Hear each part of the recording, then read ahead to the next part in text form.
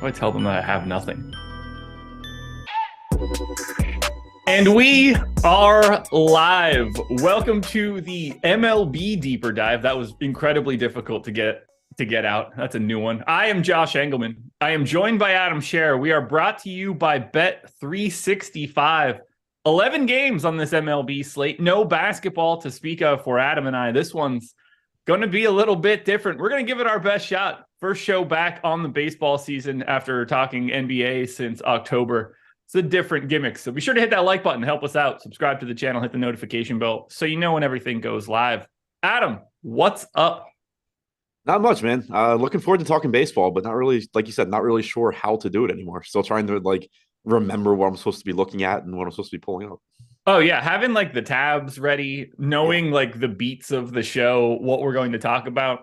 I don't remember any of it. Not a single bit of it. I'm probably going to call a couple of these teams the wrong names. Going to refer to them by their basketball teams or potentially based on their old names, depending on which team we're talking about. Certainly don't have a clue who's on what team, but that doesn't matter because this is baseball. And it's a completely different vibe than basketball. There's no inner workings of rotations. We don't need to know so-and-so's backups. This is a very different experience in DFS than it is for the NBA. I welcome these changes because the amount of work that you have to do beforehand is significantly easier, but it is a completely different vibe. Chat, be ready for this. We're going to have some fun today because Adam and I are mildly flying blind. Yeah, definitely going to learn some guys around teams that I didn't know about. How much baseball have you been watching so far? A decent amount. I mean, not a ton, but Orioles specifically, probably. Yeah, I've seen a couple Orioles games. Okay. How are they looking so far? Offense looks good. They're running a lot, which is noteworthy for DFS. They're 1-2, should be 2-1. They had the second game wrapped up, fly ball to left field with 2 outs in the ninth, up by a run. Just routine fly ball, left fielder just straight up drops it. Next guy hits a 2-run walk-off home run. That should be that's good. That's a great start to the year. Really momentum builder right out of the gate. 6'7" closer, just standing on the mound after the home run, staring at the left fielder.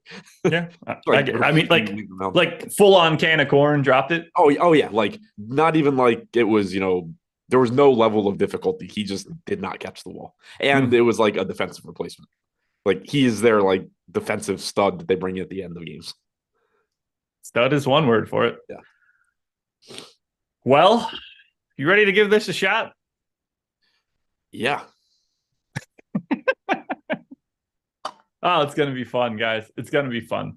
Well, look, we've got ownership freshly run. That came out hot off the presses 10 minutes ago. Updated top stacks tool, updated top pitchers tool. This should cover us. So here we go. The first game up for you and I for today. The Washington Nationals hosting the Tampa Bay Rays. Nats 3.4 run implied total. Rays 4.4. We've got Trevor Williams on the hill for Washington. Drew Rasmussen on the hill for Tampa. Let's start with Rasmussen, 8,100 on DraftKings, 10,200 on FanDuel. That price tag feels a little bit more difficult to get to, but 8,100, pulling a little bit of ownership on the DK end. How do you feel about Rasmussen here against the Nats?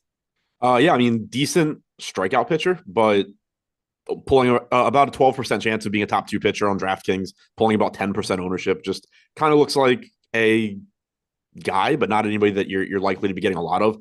The Nats do suck, so you have that working in his favor as well. The game's not in Tropicana, so that's a negative, but not like pitching in Washington, especially this time of year, is terrible. Definitely gets worse, as the weather heats up, but right now it should be fine. So getting the Rasmussen a little bit at 8,100, 3.3 implied run total for the Nats.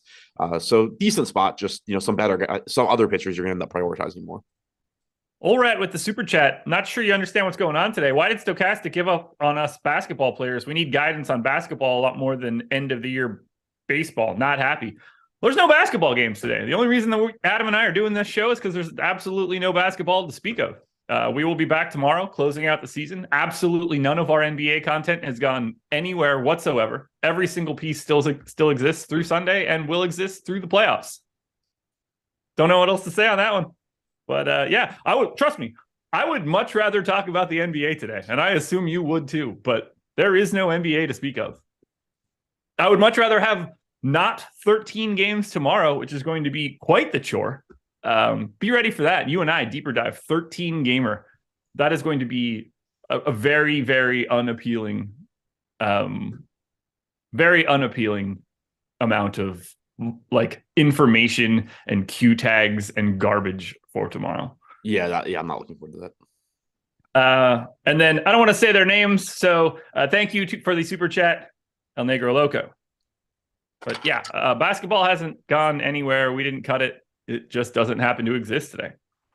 Shout out to whoever the hell is playing for the NCAA final that I could not care less about. All right. Any Trevor Williams for you? And by the way, I'm pretty neutral to Rasmussen. He's 10% owned. I've got 10%. Don't really have much to add there. I do not have Trevor Williams. Yeah, don't really see any real need to get to Trevor Williams. Not pulling any ownership, doesn't rank very highly in the top pitchers tool. 8% chance of being a top 2 pitcher, 1% owned. Going on their own technically, but just not really the type of thing you need to get to in MLB DFS. So not particularly interested in him. Not a great strikeout pitcher. Last year for Williams, a 22.6% strikeout percentage. That's actually a little bit higher than Rasmussen, but not as good a pitcher overall as Rasmussen. Well, then let's talk offense here. This is going to be one of the teams that I will be a little bit heavier on. That is going to be the Rays. They are 3rd in top stack. They are 2nd in top value. I think they look pretty good. They've got 3 different guys with an MPE. That always helps. I don't remember which one's which now. One of the low characters for the Rays. That is Lau. Brandon Lau. Yeah, sure it is. Anyway, definitely. Brandon Lau, Josh Lowe. Shit, I didn't even realize they had 2 of them. That wasn't even who I was thinking of. Yeah, Nate Lowe is on Texas, but Yeah, Tons so of pitches. it's Nathaniel Lowe on Texas, Josh Lowe on the Rays, and Brandon Lau on the Rays. I'm not too cool for college sports. They suck. I didn't go to these schools. I'm not getting really excited about San Diego State or whatever other crappy team is playing. It's bad basketball. If I wanted to watch really bad basketball, I would have watched yesterday too. Yeah, I said it. Anyway, talk to me about the Rays. Yeah, they look good, like you said. In terms of stack score, they actually come in at the top. That's the metric that we have that factors in value and top stack percentage. So 7.5% chance of being the top stack is one of the higher marks, but then a 9% chance of being the top value stack as well. Makes them look pretty good. You know, Trevor Williams, not a bad pitcher, but nothing special either. You're getting out of Tropicana Field, which is nice. Last year, a 213 expected ISO from Williams to left-handed hitters, 126 to righties, struck out 31.7% of righties, only 8.8% of lefties. So, you know, clearly you can get to some of these right-handed bats as well. But, you know, Brandon Lau, Wander Franco, you know, both from the left side. You have a 2K Luke Raley hitting cleanup, first base, outfield eligible, left-handed as well. So Lau and Franco in particular stand out, but obviously, like, you can get to Rosarena, you can get to the cheap cleanup hitter in Raley as well. Yeah, I'm getting to a bunch of this team. They're one of the few teams that I've kind of loaded up on for today, not by choice or anything like that. That's just how it shook out. But double-digit exposure to Lau, to Franco, to Ramirez, Paredes, to Lowe. Man, that is just, these guys he's got to change the pronunciation of his name. This is not going to be fun for me for the large majority of this season. I didn't get to as much of Rosarena as I would have liked to, but there's so much flexibility on the Rays that I'm not surprised that the most expensive non-MPE guy like sort of falls by the wayside to make other stacks. So kind of makes some sense, but clearly very high upside hitter. Do you see yourself getting to the opposite side here for the Nats? Probably not. Rasmussen's just a solid enough pitcher, and the Nats aren't a particularly good offense. 156 expected ISO to righties last year, 110 to lefties for Rasmussen. Not really a lot to like in that Nats lineup either. You know, obviously Joey Meneses has some power, but he's also 4,600. Keeper Ruiz as a catcher option, I guess, is fine, but not a lot that stands out there. You know, looking at the top stacks tool, the Nats kind of come in middle of the pack in terms of stack score as well. Yeah. Nothing that I'm really excited about. Yeah, this is, I believe, the dead last team in top stack, but the number one team in top value, which is where I had it when I ran my data too. So you're getting a very interesting balance. I mean, they're basically free. They also probably should be. It's got to be really rough to start a season with an offense that is at best average. And that's being nice. Yeah. Like that, I got him at a 99 aggregate WRC plus. That when you're out of the gate like that, that's got to be rough. And it's probably really 90, but you have Candelario as like the best hitter ever. So he's at 101. Okay. I didn't even notice that he was on the team, if I'm being perfectly honest. I assume he was just like toiling away in Detroit still. Yep. Nope. He is their 3-hitter. That's embarrassing because I thought he was about to be out of the league 5 years ago when you and I started doing these shows. Sure enough, now he's hitting in the main spot for the Nats. I got nothing else for this one. I'm just going to say go Rays. Actually, Deep Purple had a question. Might as well get this out of the way now. Does the fact that only 4 hitters are safe and won't get pinch hit for bothersome for you, Adam? Are you paying attention to like pinch hit risk at all right now? I mean, you should be. I don't necessarily agree that only 4 are safe. Like you have a right-handed pitcher in Williams. The only guy that I would for sure, the only guy that I thought of as a pinch hit risk is Luke Raley. But he's 2K hitting cleanup, so I still don't, hate getting to him. You could see Josh Lowe get pinch hit for, but like typically when you start a right-handed hitter against a right-handed pitcher, you're probably they don't carry that much pinch hit risk because like what are they going to bring in a right-handed pitcher and you're going to take him out? Right. Obviously, maybe in a key spot, down the stretch, like in the late innings, you get, a pinch hitter for somebody. But the only guy that I would expect to get pinch hit for later in the game is Raley. So I'm not overly concerned about it here. Okay. Just wanted to check that out. Let's move on to game number 2. Yankees hosting the Phillies, 4.2 run implied total for the Yanks, 3.3 for the Phils. It's Nestor Cortez and Taijuan Walker. And this is a spot where we're getting a ton of ownership. Cortez right now, 32% owned on DraftKings. He's 9,700. That is the most expensive pitcher salary on DK. He's 10.5 on FanDuel. He's 13% owned there. How do you feel about the relatively heavy chalk for Cortez? It's a big size slate. The Phillies aren't total garbage. What do you want to do here? Yeah, it's kind of surprising just because, the Phillies are a solid team. They're running, a pretty decent lineup out there. It does drop off towards the bottom. And Cortez, is a very good pitcher. He's a good strikeout pitcher, 26.5% strikeout percentage last season, 3.63 xFIP. But not the easiest spot. I think he's a good option. It does look like he's going a bit over-owned as well. 13% chance of being a top 2 pitcher on DraftKings, about 33% ownership. So one of the bigger negative leverage scores on the slate. Doesn't mean you can't play him, but probably should be using him where you're using low-owned offenses and then, using other pitchers where you have more popular offenses. Yeah, I think that makes some sense. Does he look like the best guy at the top of the salary tier? Yeah. But at the same time, it's not by like the fact that he's just like 3-to-1ing Morton, 3-to-1ing Gray feels a little bit aggressive. And I have the same sort of issue with my top pitchers tool when I ran that. Coming in a little bit lighter than that mark. So I'm anxious to see it. I don't generally mind that as much when it comes to pitching as I would for hitting. And, 3.3 run implied total for the Phillies. That is, based on my eye, the lowest mark of any team on the slate. So even at the very least, if you want to quibble for that, it doesn't look great for Philadelphia. So I guess I get it. Yeah, and to your point, you compared him to Gray and to Morton. We have Cortez projected like half a DraftKings point ahead of those guys, which in baseball is essentially nothing. So that gap is just big, and it's a spot that you can look to target where, yes, Cortez looks better than them, but if you're, especially again, if you have a chalkier stack, it's pretty easy to just turn Cortez into some more, Morton or Gray. What about Walker up against the Yanks? I'm pretty good on that one. I think. I don't think I really want to be targeting the Yankees here with Taijuan Walker. Decent pitcher, but not really getting ownership at all. 7% chance of being a top 2 pitcher. I don't think you really need to get to him on this slate. You want to get to either offense here, Yankees or Phils? I guess we're starting with the Yankees, obviously, just a lot more firepower there. Do you want to target against Walker? It's a high upside, low probability spot. Walker's not a bad pitcher, but the Yankees obviously do have a very good lineup. They're in Yankee Stadium, which is nice as well. So getting very little ownership does make them interesting. Still a 4.3 implied run total, which isn't nothing. Solid lineup, as usual. You get some value as well. You have Franchi Cordero hitting 6th today at 2K. Aaron Hicks hitting 7th at 2K also.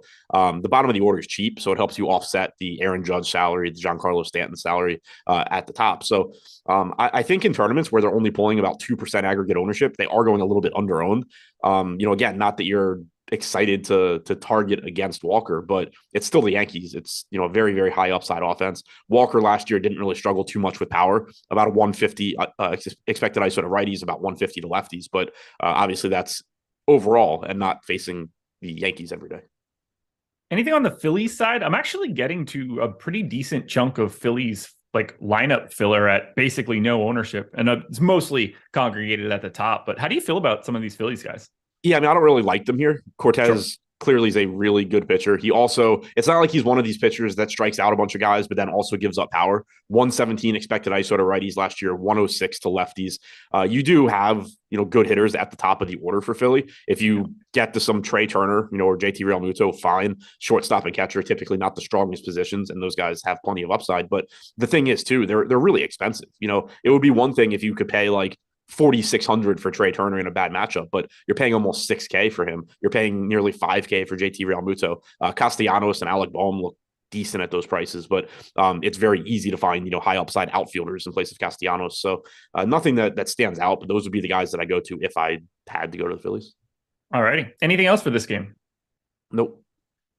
Well, this next piece is pretty easy. The schedule for the rest of the night. We don't have basketball, as I mentioned. So MLB Live Before Lock will be coming up next. They will take you all the way from 6 until 7. That's going to be Greg and Neil breaking it all down for you guys and taking you all the way up until lock. So that's all we've got. We've got plenty of VODs on this channel, on the Odd Shopper channel, all over the place. So if you're looking for more content, it is out there. But for live content, all we've got is MLB Live Before Lock coming up next. Then we're back to normal tomorrow, doing our standard NBA content, MLB content, etc. Final week of the NBA regular season. So be ready for that.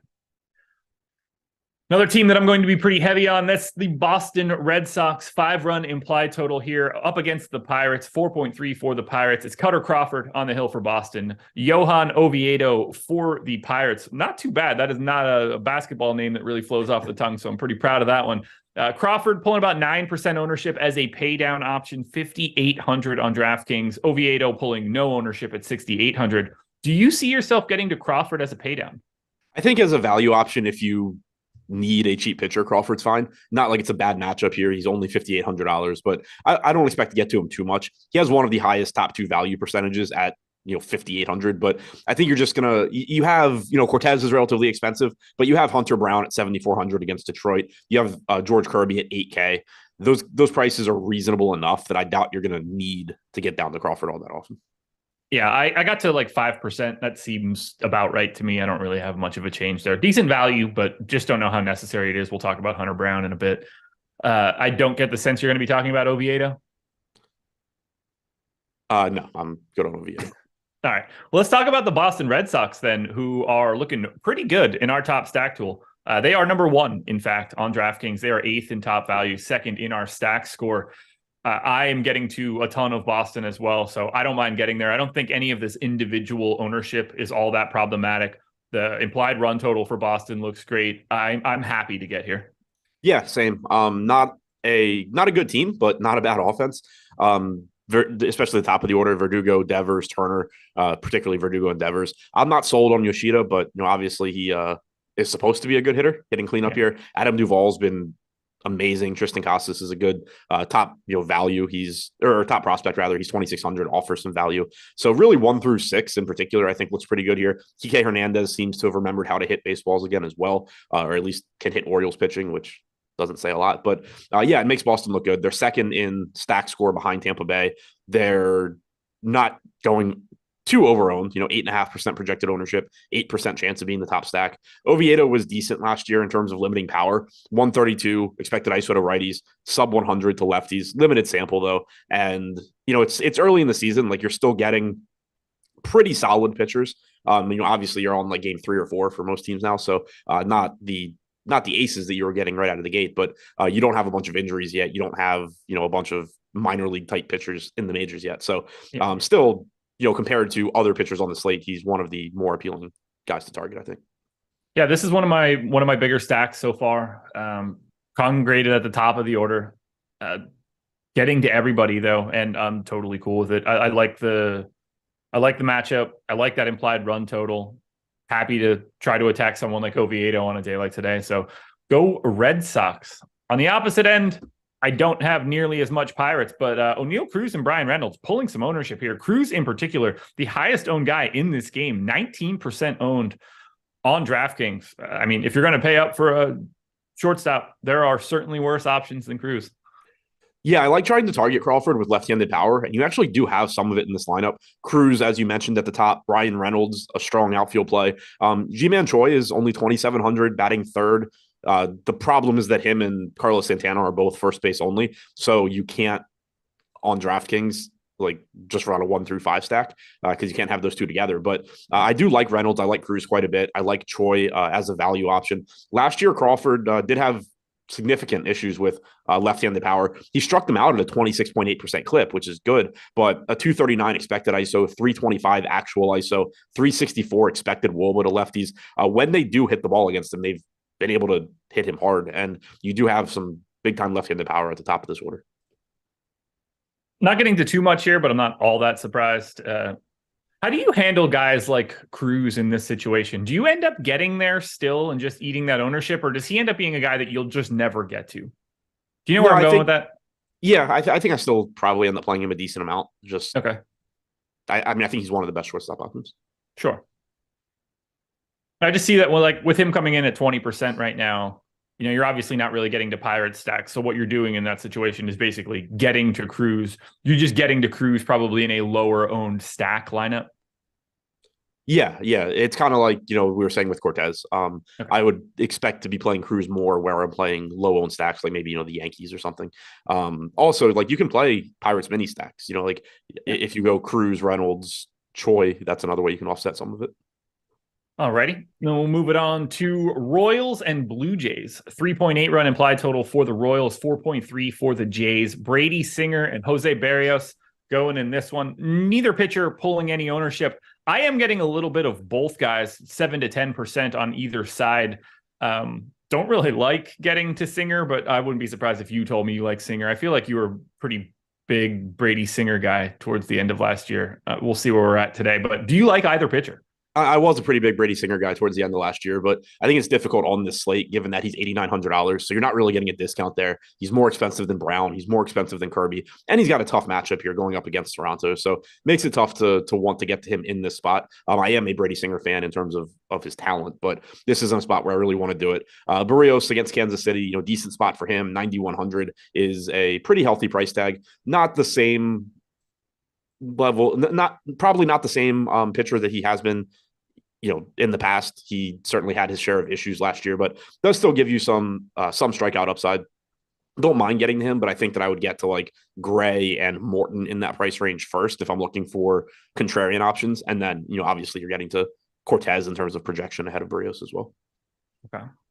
Offensively, Blue Jays are around 9th in top stack and value, rank a little bit higher in the aggregate. Royals are 20th in top stack. You expecting to get to either side with any sort of volume? Because tough park, obviously. Yeah, tough park. Would certainly like the offenses more if this game were in Toronto. Getting to the Blue Jays at modest, 5% ownership is pretty much always appealing. Both of these pitchers did have issues with left-handed power last year, so that's something that you can try and target. The problem is that neither team has tons of it. For Toronto, you have Dalton Varsho hitting cleanup at 3,800. You have Brandon Belt at 2,600. They're both, left-handed and have some power. But other than that, you have a bunch of right-handed power, which is not to say like you can't play Springer, Bichette, Guerrero. Obviously, those guys are great. But Singer did have much bigger issues with lefties. And then similarly for Barrios, last year, had issues with lefties as well. Gave up a 223 expected ISO to lefties, only struck them out at a 17% rate. MJ Melendez leading off, Vinny Pasquantino hitting second. Those guys both look pretty good. You have a $2,500 Michael Massey hitting cleanup at second base. That's not terrible either, but Melendez and Pasquantino as one-offs, I think makes sense. Okay. Yeah, I barely have anything here. Normally, the Blue Jays are a team that I end up getting to a lot. Maybe it's just a function of the park today. I barely have any. Not that I'm mad about it. I assume they'll go crazy because I don't have them, because I feel like they're the only team that I ever have a 5-man stack of on a normal day. But we shall see. Anything else for this game? Nope. Cardinals and Braves. I don't want to talk about my Braves right now because every time I roster them, they're awful, and I have them again today. 4.1 run implied total for the Cards, 4.4 for the Braves. Jake Woodford on the hill for St. Louis, who honestly, I don't know why, but Jake Woodford sounds like he would be on the Cardinals. I don't know if that makes any sense to you, but that name's like I would have picked the Cardinals. Charlie Morton going for Atlanta. 9% ownership coming into Morton, 9,600. How do you see Morton in relationship to someone like Cortez, who's pulling the ownership at the top? I think he's a good pivot. I prefer Cortez in terms of just projection matchup, but Charlie Morton last year had the highest strikeout percentage on this slate at 28.2%. This isn't an ideal matchup against the Cardinals, but 4.1 implied run total, you still get you get a lot of upside from Morton, even though he doesn't project quite as well. So I think he's going a little bit under-owned compared to somebody like Nestor Cortez. Yeah, so do I. It just looks a little bit weird to me that he's getting, tripled up in ownership or quadrupled up in ownership. So I love the idea of getting to him as a pivot in a lineup if you're looking to save some ownership. Seems like getting to Morton wouldn't be the biggest issue in the world. Do you want any Jake Woodford? No. He's got a 14% projected K rate via Steamer. Yeah, he did a good job last year limiting power, but doesn't get a lot of strikeouts, and he's facing a Braves team that I am not looking to take pitchers against that often. Are you looking to take Braves hitters today? They are 9th in top stack, 15th in top value, not ranked as highly as I would have expected them to be. I've got them a little bit higher, which is maybe the problem that I've had for the past few days. What do you want to do with Atlanta? Yeah, kind of surprised that they don't look better. Like I said, though, Woodford has done a good job in the past of not giving up power, but he still just doesn't strike guys out. Since the start of the 2021 season, a 16% strikeout percentage to righties, 14% to lefties, 119 expected ISO to lefties, and 129 to righties is very good. But I just still like taking my chances on guys like Acuna, Olsen, Riley, Michael Harris. If you're Ozzy Albies, if you're going to let them put the ball in play, I like the combination of power and speed that they give you. They are in the middle of the top stack tool in terms of stack score as well. About 8% projected ownership, 6% chance of being the top stack. So not in love with them at that ownership, but I am just still intrigued because they're such a high upside offense. They're facing a pitcher that's going to let them hit the ball. Oh, that was poor timing. I forgot to put my phone on I'm doing shit mode, and someone called and it just comes through my AirPods as loud as possible. It changes your volume. It changes everything. It's really unappealing. I've got 8 to 12% of basically all of the Braves, which feels like the same sort of situation at a minimum that I've had for every slate that I've played so far this baseball season. So one of these days, Atlanta is just going to go bonkers, and I'll be there for it, and I'll be happy about it. But I hope it's today. I really do. I got nothing else here. What do you want to do with the Cardinals? Are you trying to get to anything on the opposite side of Morton? I assume the answer is no. Yeah, not really. He did give up more power to lefties last year, which isn't really surprising. 220 actual ISO, 185 expected ISO, but just not really a pitcher that I'm looking to target. You don't have a lot of left-handed power in this lineup anyway. Well, then now we need to talk a little bit about the presenting sponsor of this show. That is going to be Bet365. Link in the description or potentially popping up in chat. Let's get the deal out of the way first and foremost because, that's interesting. Jordan, I'm going to say this out loud right now. Probably shouldn't do this. I'm pretty sure the graphic's wrong. Like the top banner bar. I don't think that's the deal anymore. Yeah. But I don't really care. I'll speak you should listen to me anyway. Don't watch the things that Jordan does. Jordan probably does them wrong. Like today, for instance, because this deal is bet $1, get 200 in bonus bets from Bet365. Now you got to make a deposit. The bonus bet winnings are added to your bonus bet balance. You got to be in New Jersey, Colorado, Ohio, or Virginia. But honestly, when we talk about these deals, you have to take advantage as soon as you possibly can. I'm getting dangerously close to being able to hit some of these deals in North Carolina. I've had none of them so far, which is kind of a bummer. We've had an influx of money in the sports betting landscape, but when you have the opportunity to sign up for these things, you should do that immediately. They're only going to get worse as time goes on. Now is one of those times where you can build yourself up a really nice bankroll across potentially multiple books. But in this case, you're starting it off. Worst case scenario, you lose $1 at Bet365. Again, bet $1, get 200 in bonus bets just by following the link in the description or potentially in chat. The legal age for gambling is 21 in most states. And if you or someone you know has a gambling problem, call 1-800-GAMBLER. I don't do that as well as Laffy, but at the same time, his gimmick is played out at this point. He needs a new one. That's just me, though. What are we going to do? We're on to Game 6, and we're on to Adam's team. The Texas Rangers are hosting the Baltimore Orioles. Rangers 4.6 run implied total. Orioles 4.1. John Gray on the hill for Texas. Kyle Bradish going for Baltimore. Gray pulling 8% ownership at 9,200. Bradish pulling no ownership, essentially, at 6,900. Which pitcher are you more likely to have? Probably Gray. Okay. Not like it's the best matchup against Baltimore. One thing that is working against them as well is that you do have a left-handed heavy lineup. Last year, just a 22% strikeout percentage against lefties for Gray compared to 29% against righties.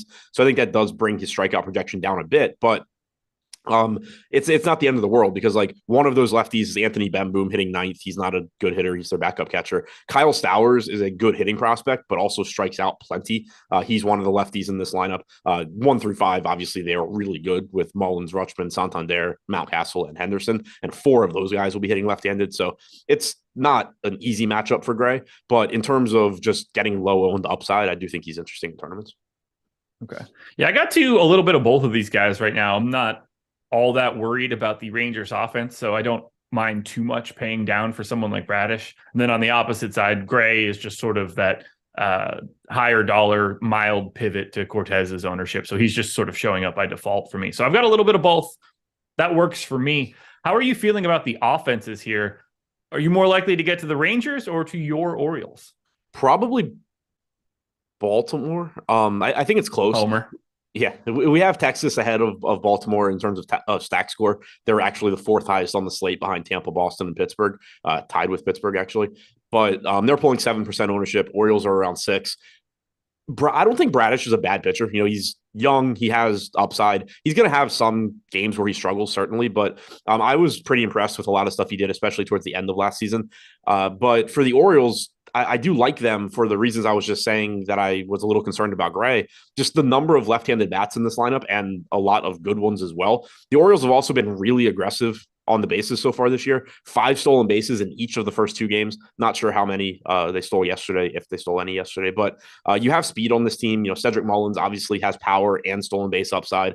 Rutschman, Santander, Mountcastle, Henderson, Stowers, these guys all have power. Jorge Mateo gives you a relatively inexpensive shortstop option that has a nice ceiling. Not a great hitter, but he just is going to run if he gets on base and gives you massive stolen base upside. So I really just like the amount of power and speed that's in this Baltimore lineup. Baltimore Orioles, 10 stolen bases, leads the league by 4. There are also 5 teams that do not have one yet. That's crazy. I don't know how you haven't stolen a base with the rule changes. Yeah. Miami, Minnesota, the Nats, the Royals, and the Tigers have all not stolen a base yet. To be fair, a few of those teams probably just haven't gotten on base. Minnesota's got a 336 on base percentage, so that one seems particularly egregious. The Tigers are sub 200 in on base percentage, so that one makes some sense. Yep. But 330 for Minnesota, that feels like you should have one by now. Weird. Yeah, unless they're just like hitting doubles and home runs. Yeah, it could be. 104 ISO. Okay, so they're feels like some singles. Yeah. Feels like only singles. They have scored 11 runs. I know Gallo homered twice yesterday, almost 3 times. Is he on Minnesota? I think so, yeah. Well, then he has the only home runs for the team. Nice. Those are the only 2 that anybody has hit for Minnesota so far, and you know that part. Wow, that is incredible. Is there caught stealing quickly? I don't know what any tables exist at this point, so I'd like to know if they tried. They haven't even been caught stealing. Zeros across the board. Yeah, that's crazy. Okay, they have 9, 13, 14, 15, 16, 17, 18, 19, 20, 21, 22 singles. I don't know, call it 10 plus walks. They've had some opportunities. Yeah, that's great. I don't get teams that just aren't being aggressive right now. Yeah, that is an odd one. Anyway, any individual bats you want to highlight here? Mullins is 16% owned. Semien and Seager are both north of 10. Are you looking at anybody else individually for either one of these teams? For Texas, it kind of seems more like a stack or stay away spot. Like there's not a ton that really stands out. I mean, Corey Seager at shortstop always is fine. Semien's always fine. Nate Lowe is always okay. But you have a top hitting prospect that's cheap in Josh Jung. But it's kind of like when you look at Bradish, I don't really see anything that stands out as like a glaring weakness that you can target. He did give up more power to righties than lefties last year. I don't want to read into that too much because that is likely to just, correct over time.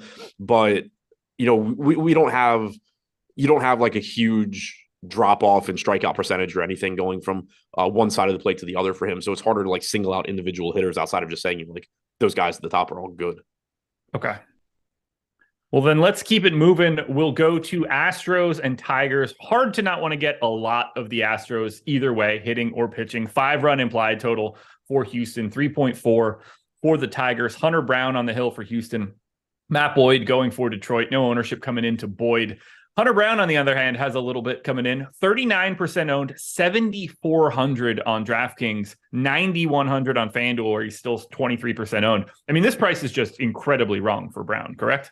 Yeah, very highly regarded pitching prospect for Houston. Very good strikeout stuff. 106 innings at AAA last year. Struck out 31.5% of hitters. Didn't pitch much in the majors. 7 total appearances, 2 games started, 20 innings pitched last season, still managed a 27.5% strikeout percentage over that stretch. You have a nice matchup against Detroit. Just a price tag that's wrong. Yeah.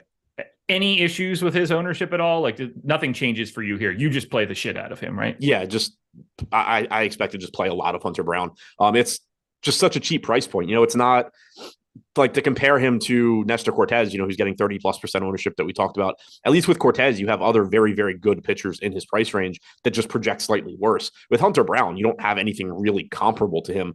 Like you can always, it's baseball still. So like you can always just say like, oh, well, he's going to fail sometimes. And like every pitcher in his price range is going to beat him. It's not like, NBA, but that aside, if you get a relatively normal start from Hunter Brown, there's just nobody in that range that gives you similar upside. We actually have him as the highest projected pitcher on the entire slate. Yeah, it's a very interesting experience. I have him tied with Cortez, and obviously that's a $2,300 price gap. So that's how it happens. He just looks fantastic. If you're playing a cash game against somebody that doesn't have Hunter Brown, do you think that's just a pretty natural mistake? Probably, yeah. I haven't built my cash lineups yet, but I assume it's going to be Brown and then one of Kirby or Cortez. Okay. Any interest in your boy Boyd? No, I have given up on him. Oh, that's a shame. He's brokenhearted, I think. Yeah. Shame. Well, let's talk Astros bats. Probably the worst baseball take I've ever had. It could have been right at the time. He was good. Yeah, he was, but I thought the Astros should have given up Alvarez for him. Yeah. Well, that would have been wrong. Yeah, that would have been awful. Speaking of Alvarez, 164 projected WRC plus seems pretty high. Astros bats 4th in top stack, 12th in top value. They get into the 6 mark. They are pulling some ownership, but I think it's super warranted. This is one of the teams I'm getting to in mass, and I'm a little surprised they don't rank a little bit higher given the fact that their implied total is where it is. Do you like Houston today? Yeah, I do. Boyd has, always had good strikeout stuff, but he'll give up some power as well. And you've also just got a really good Houston offense, plenty of right-handed bats. The only lefties in there are really, really good with Yordan Alvarez and Kyle Tucker. It's a cheap lineup at the bottom. The bottom of the order, obviously nowhere near as good as those, 1 through 5 hitters, but getting to anything at the bottom that's, 3K or less is going to help you pay for those guys at the top as well. So sets up as a pretty appealing stack. I'm a little surprised that they aren't grading out a little bit better in the top stack stool. Do you plan on putting that Matt Boyd take on your baseball card? Yeah, it'll be bullet point number 1. It should be. I have a ton of this Astros team up and down the lineup. Happy to get there. Like the spot. I don't want Boyd to become the guy that you thought he was going to be, and the implied total doesn't exactly appear that that's going to happen. But there's just so much power in this Houston lineup. Maybe not all the way at the bottom, but certainly the top is loaded for it. So I'm happy to get to as much Houston as I can. This will be one of my primary stack teams. The Tigers won't be, however. Do you anticipate trying to be different here by getting to the Tigers bats?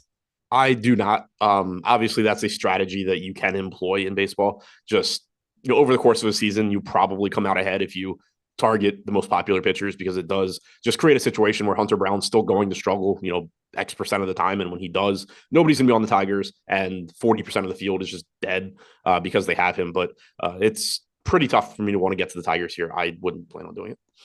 Yeah, I don't plan on doing it either. I got evidently I have 2 shares of Torkelson. I'm going to go ahead and hope that they just fall away by the time that I get to the end of this. But the primary here is Astros bats and Hunter Brown. Hunter Brown in particular, probably the best play of anything on the slate, right? Yeah, I think so. Okay.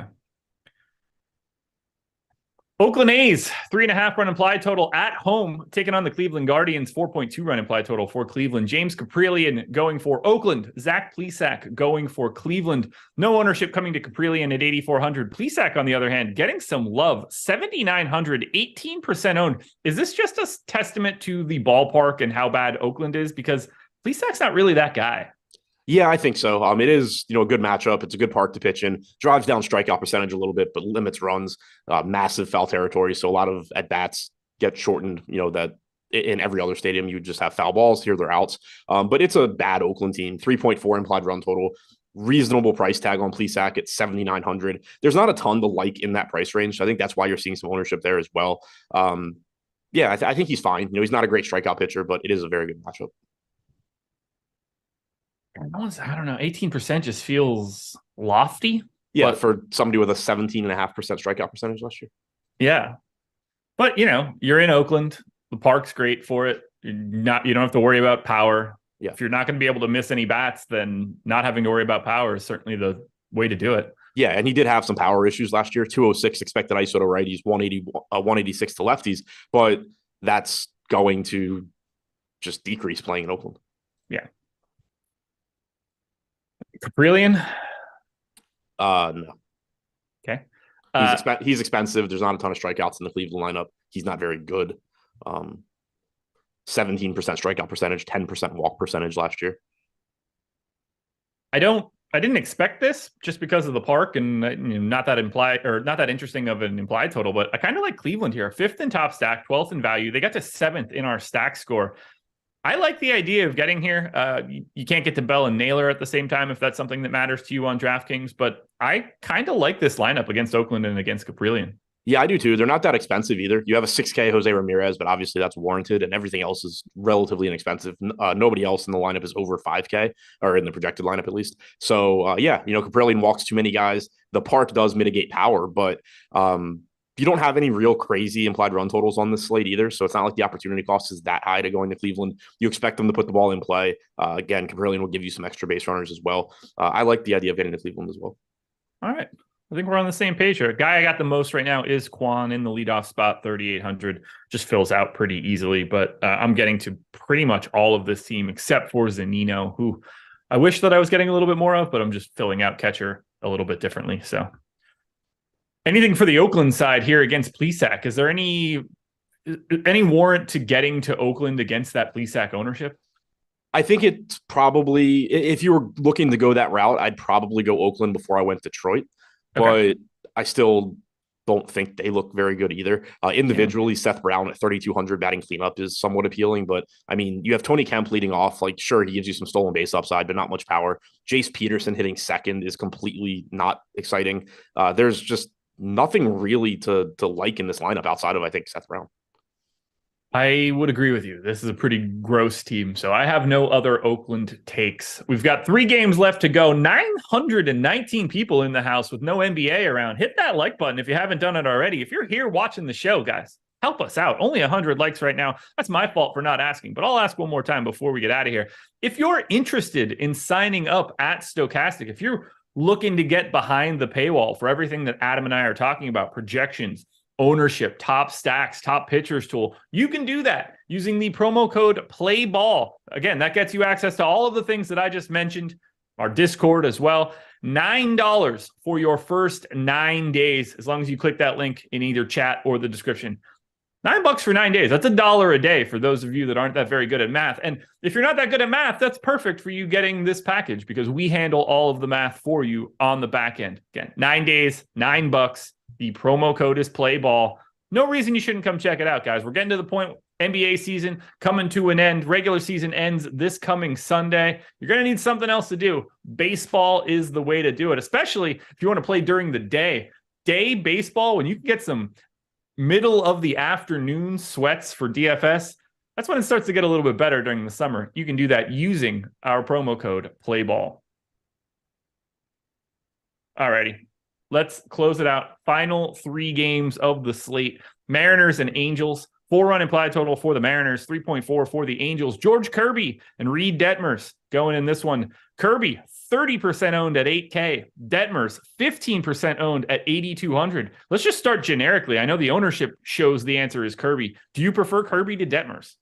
Yeah, I think Detmers is a solid pitcher. He's a highly regarded pitching prospect, but Kirby, I think, just a little bit better. 24.5% strikeout percentage last year, only a 4% walk percentage as well. That's big because one, it keeps his helps keep his pitch count down, and then obviously, you're just not putting extra guys on base as well. Actually has the best K minus BB percentage on the entire slate last year at 20.5%. So he looks good here. Clearly, you have a dangerous top of the order with the Angels: Ward, Trout, Ohtani. All very good. Trout and Ohtani in particular. Rendon, when he's healthy, is good. Renfroe has some power. It's not a cakewalk lineup, but it is a good park to pitch in. It is a very good pitcher in Kirby, and it is a very reasonable price tag at 8K. What about Detmers here? 15% owned, 8,200. So he's basically the exact same price as Kirby. We've got Plesac in this same range, also pulling a little bit of ownership. Would you rather be paying 8,200 for Detmers or 7,900 for Plesac?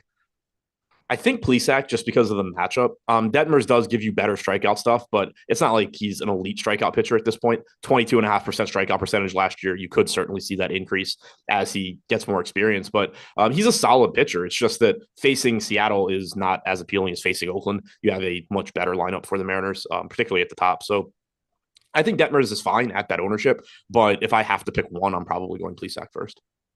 All righty. We're seeing ownership coming into Kirby. We're seeing ownership coming into Detmers. Do you anticipate getting to either offense on the opposite side of that ownership? Probably not. If you get to Trout, Ohtani, like clearly that's perfectly fine. They're two of the best hitters in baseball, but not a good park to hit in. Tough matchup against Kirby. No glaring power numbers allowed last year. 167 expected ISO to righties, just 127 to lefties.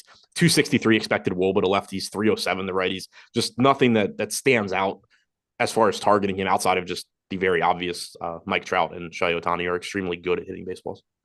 They are pretty good at hitting baseballs, except for when you need Mike Trout to win the WBC, at which point then he becomes not as good at hitting baseballs. Weird like that. Anybody for the Mariners? I guess add Julio Rodriguez to the list of guys that are really good at hitting baseballs. Yeah, absolutely. Very, very good at hitting baseballs. Yeah. But yeah, him, France, Hernandez, Suarez, Pollock, that's not the easiest 1 through 5 to navigate through. It does drop off a bit as you get down the lineup. Tommy Murphy gives you some power as a cheap catching option as well. Detmers is fine. 4.2 xFIP last year, 152 expected ISO to righties, 119 to lefties, but still not a great park. If I'm stacking a team, I'm going to Seattle first, but I don't really love getting to either side here. They're actually the bottom two teams in stack score. Yeah, they're not very highly ranked in mine either. I do have the Angels last. I have the Mariners 18th, but the difference between being 18th and 21st is no difference whatsoever as far as I'm concerned. Not rosterable, generally speaking. We go to the Padres. They are 4.5. They've got a 4.5 run implied total going up against the Arizona Diamondbacks. 3.8 here for Arizona. Ryan Weathers on the hill for San Diego. Ryan Nelson going for Arizona. Battle of the Ryans, depending on how you want to spell it. 5% ownership to Weathers, none to Nelson. Do you anticipate getting either pitcher? Because I don't have these guys. Yeah, I don't think so. Ryan Weathers really hasn't lived up to the hype that he had. He's still young, could turn it around, but not really interested in getting to him. Not interested in going to Nelson against the Padres either. Well, that's easy enough to talk about. Let's look at stacks. Based on our top stack tool, I'm going to start with Arizona here, 13th in top stack, but they appear to be one of the primary value stacks that you can get to. They are 4th in value.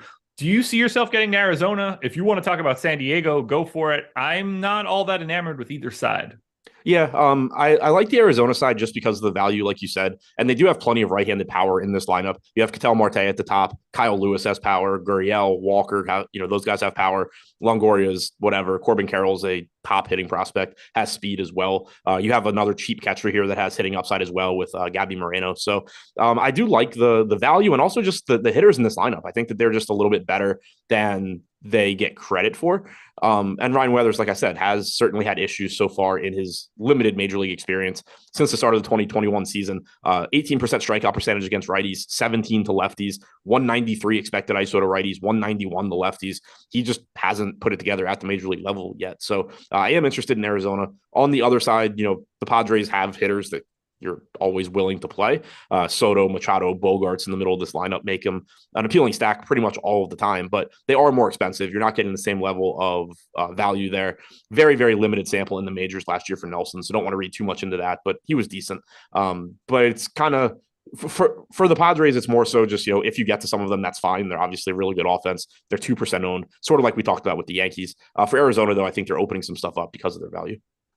Did you know that Gurriel was on the Diamondbacks? I did because I played a bunch of him opening day or Okay. the second day. I don't know. One of them. I definitely didn't know that Longoria was on the Diamondbacks. Yeah. I would have been more likely to be like, oh, he retired. Right. Yeah. They got Gurriel and Moreno from Toronto for Dalton Varsho. I do remember that, actually. I do remember that. How long do you think it'll take you to know baseball rosters? May? A week. A week. Come on. You're still going to be doing NBA shows. Yeah, but I'm playing baseball. Yeah, I guess. When I saw Longoria's name there, I was like, shit, I pasted a lineup in here wrong. Pasted a lineup from like 2013. Yeah. I really didn't know that he was on the Diamondbacks. Like that one, no clue. Gary L's whatever. Like obviously guys are going to change teams, but I did not know that Longoria went to the Diamondbacks. How old is he? Probably like 36.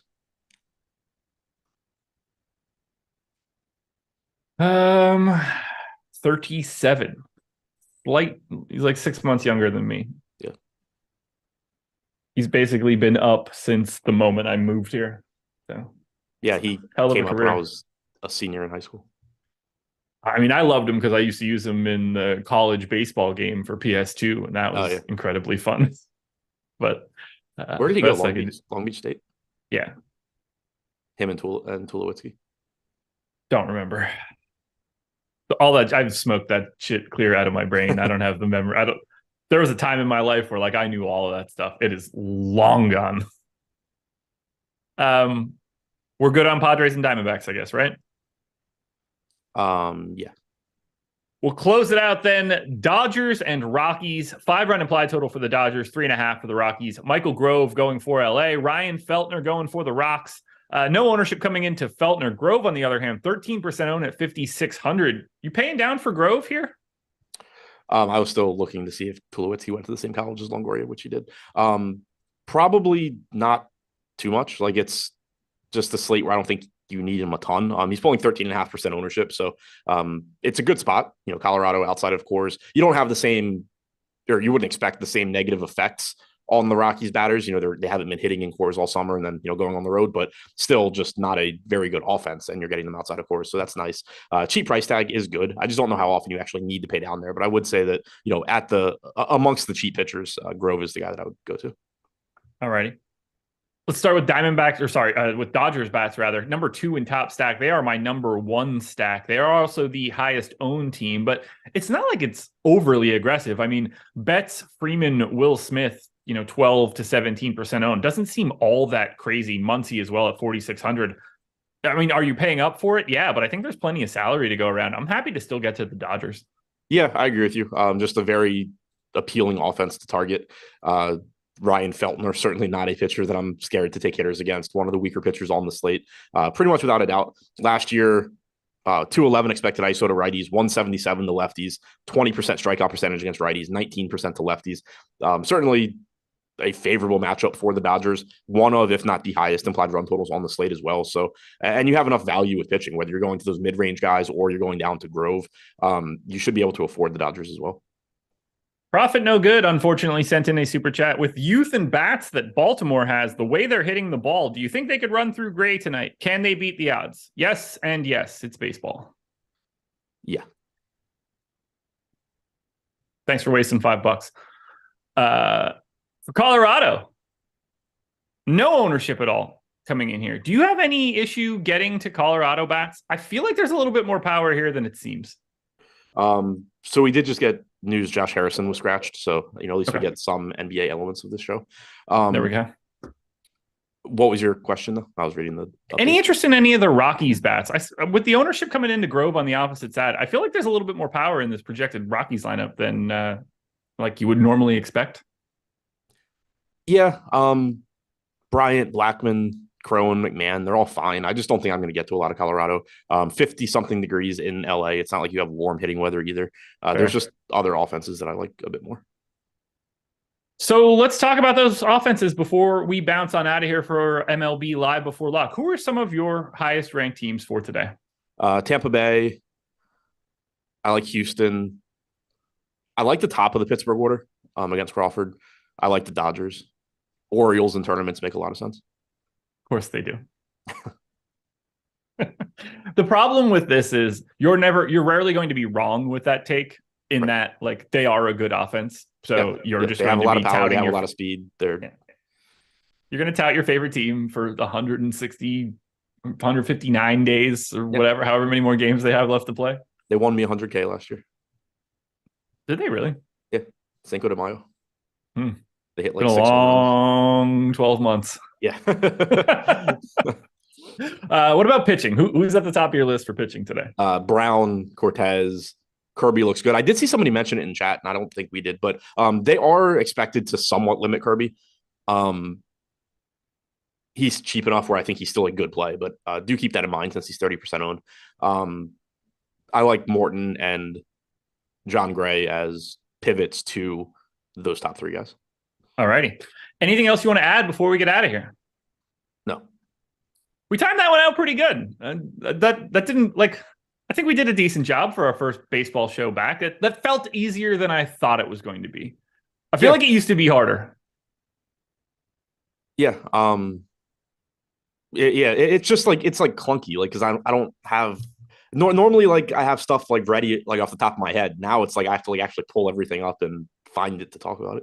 Yeah, I know the feeling. Well, basketball's back for tomorrow, but baseball isn't going anywhere right now. MLB Live Before Lock coming up next. Hit that like button before we leave. Thank you to Bet365 for being the sponsor. Good luck to everybody tonight. Go Braves, by the way, unless I don't end up with the Brave stack, at which point I don't mean what I just said. Good luck, everybody. We'll talk to you later.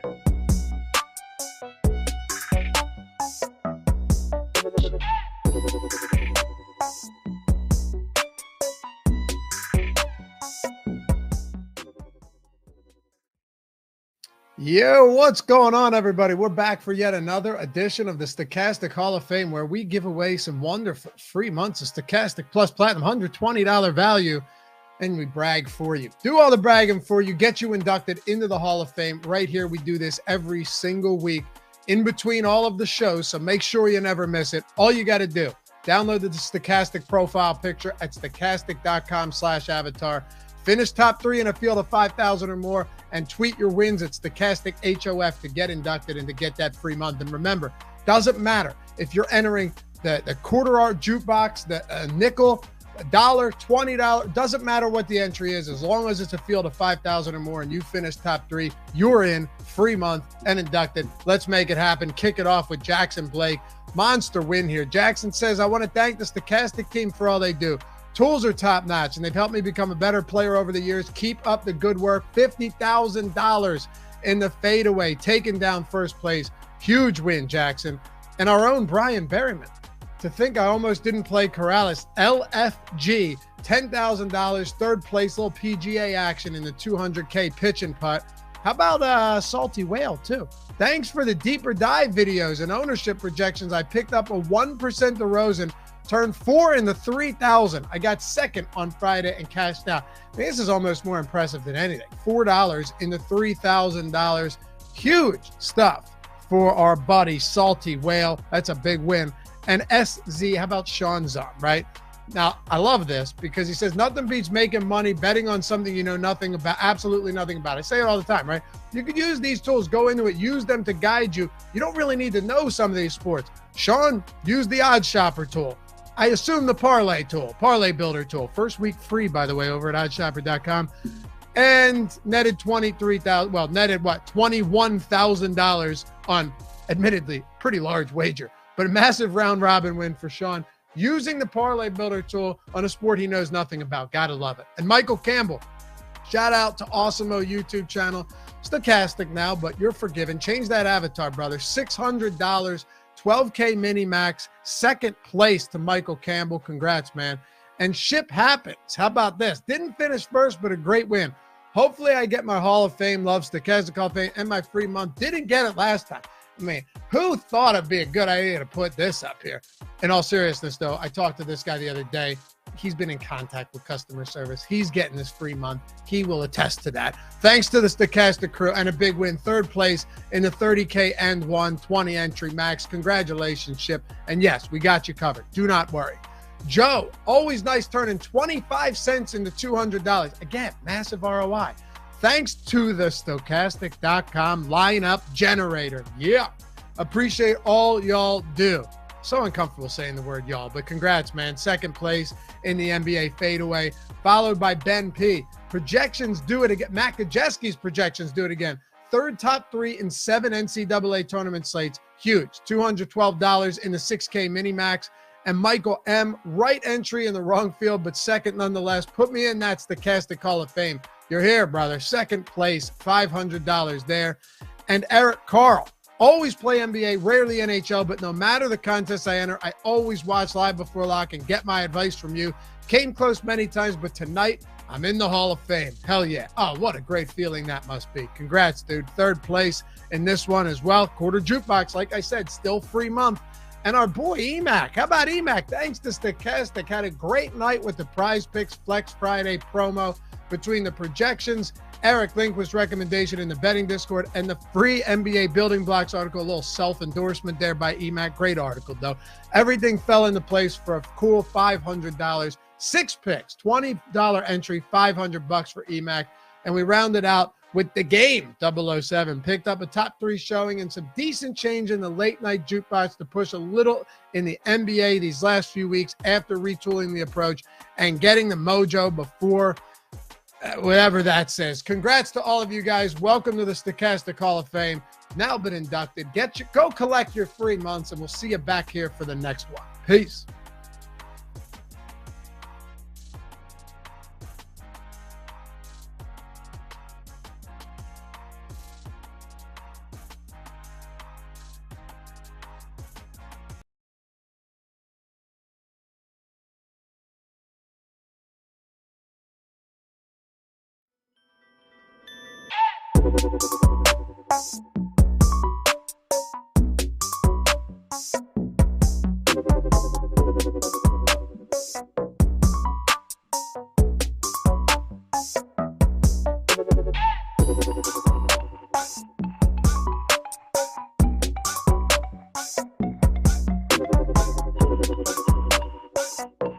Let's go. It's baseball time. I've been pretty excited about this all day because for the first time this year, I'm covering a baseball slate, and it's a nice little break from NBA. Don't have to worry about any kind of BS with injury reports. Don't have to worry about key players, whether they're questionable, not playing.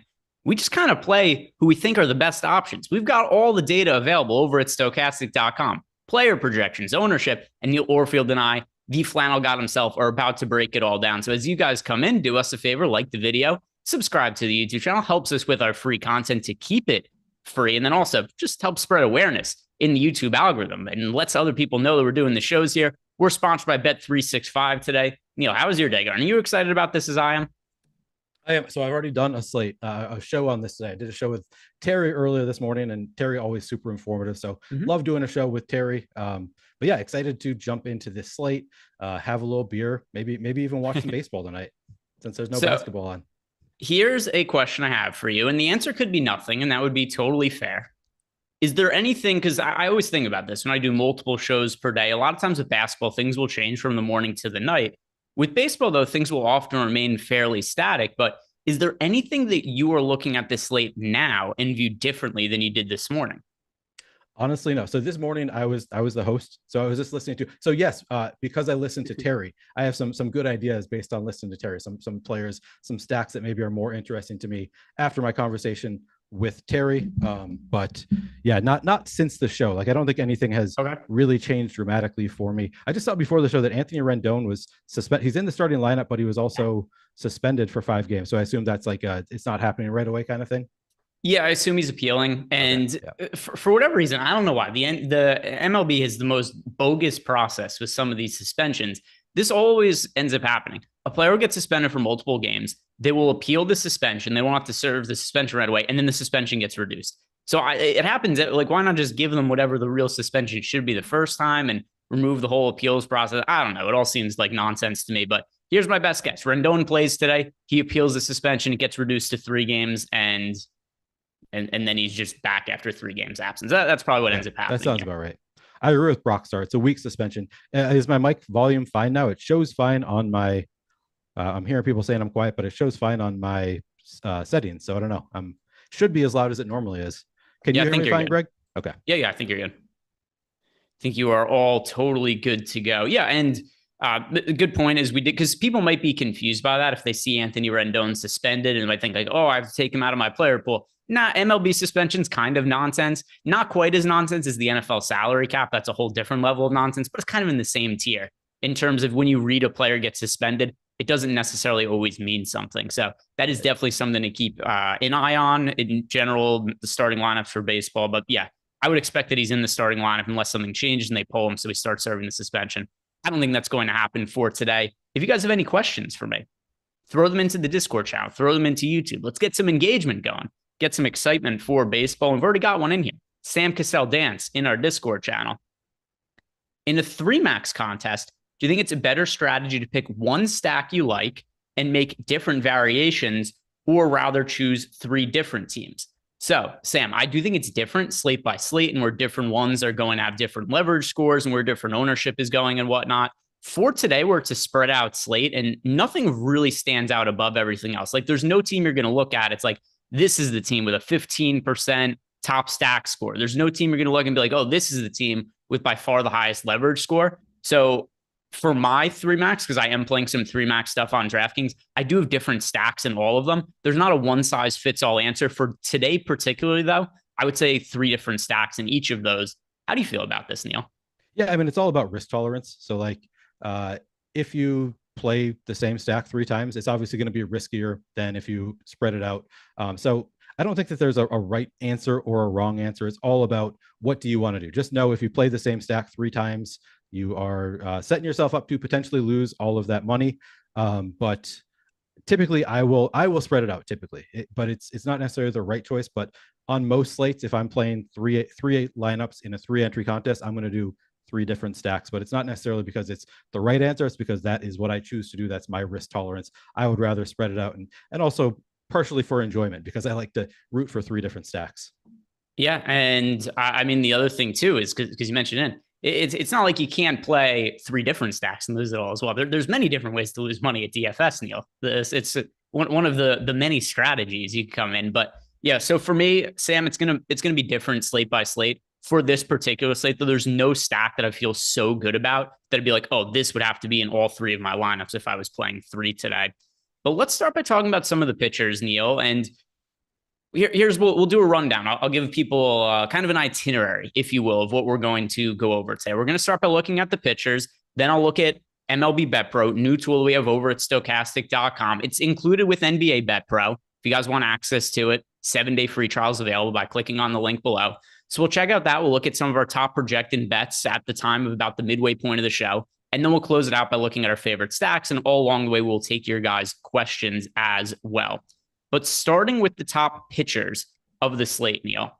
And let's start by talking about the high-end pitching options of the day, where using the DraftKings pricing as a barometer, and then also understanding that, a lot of the pitchers who are pay-up option on DraftKings are also going to apply to FanDuel. If there's anything that's, massively different across the 2 sites, I'll be pointing that out as well. We don't really have true aces today. So the most expensive pitchers, we have Nestor Cortes, Charlie Morton. How much are you prioritizing paying up for these pitchers across your lineups? Or are your lineups being built more in the mid-range or cheap end of the pitching options?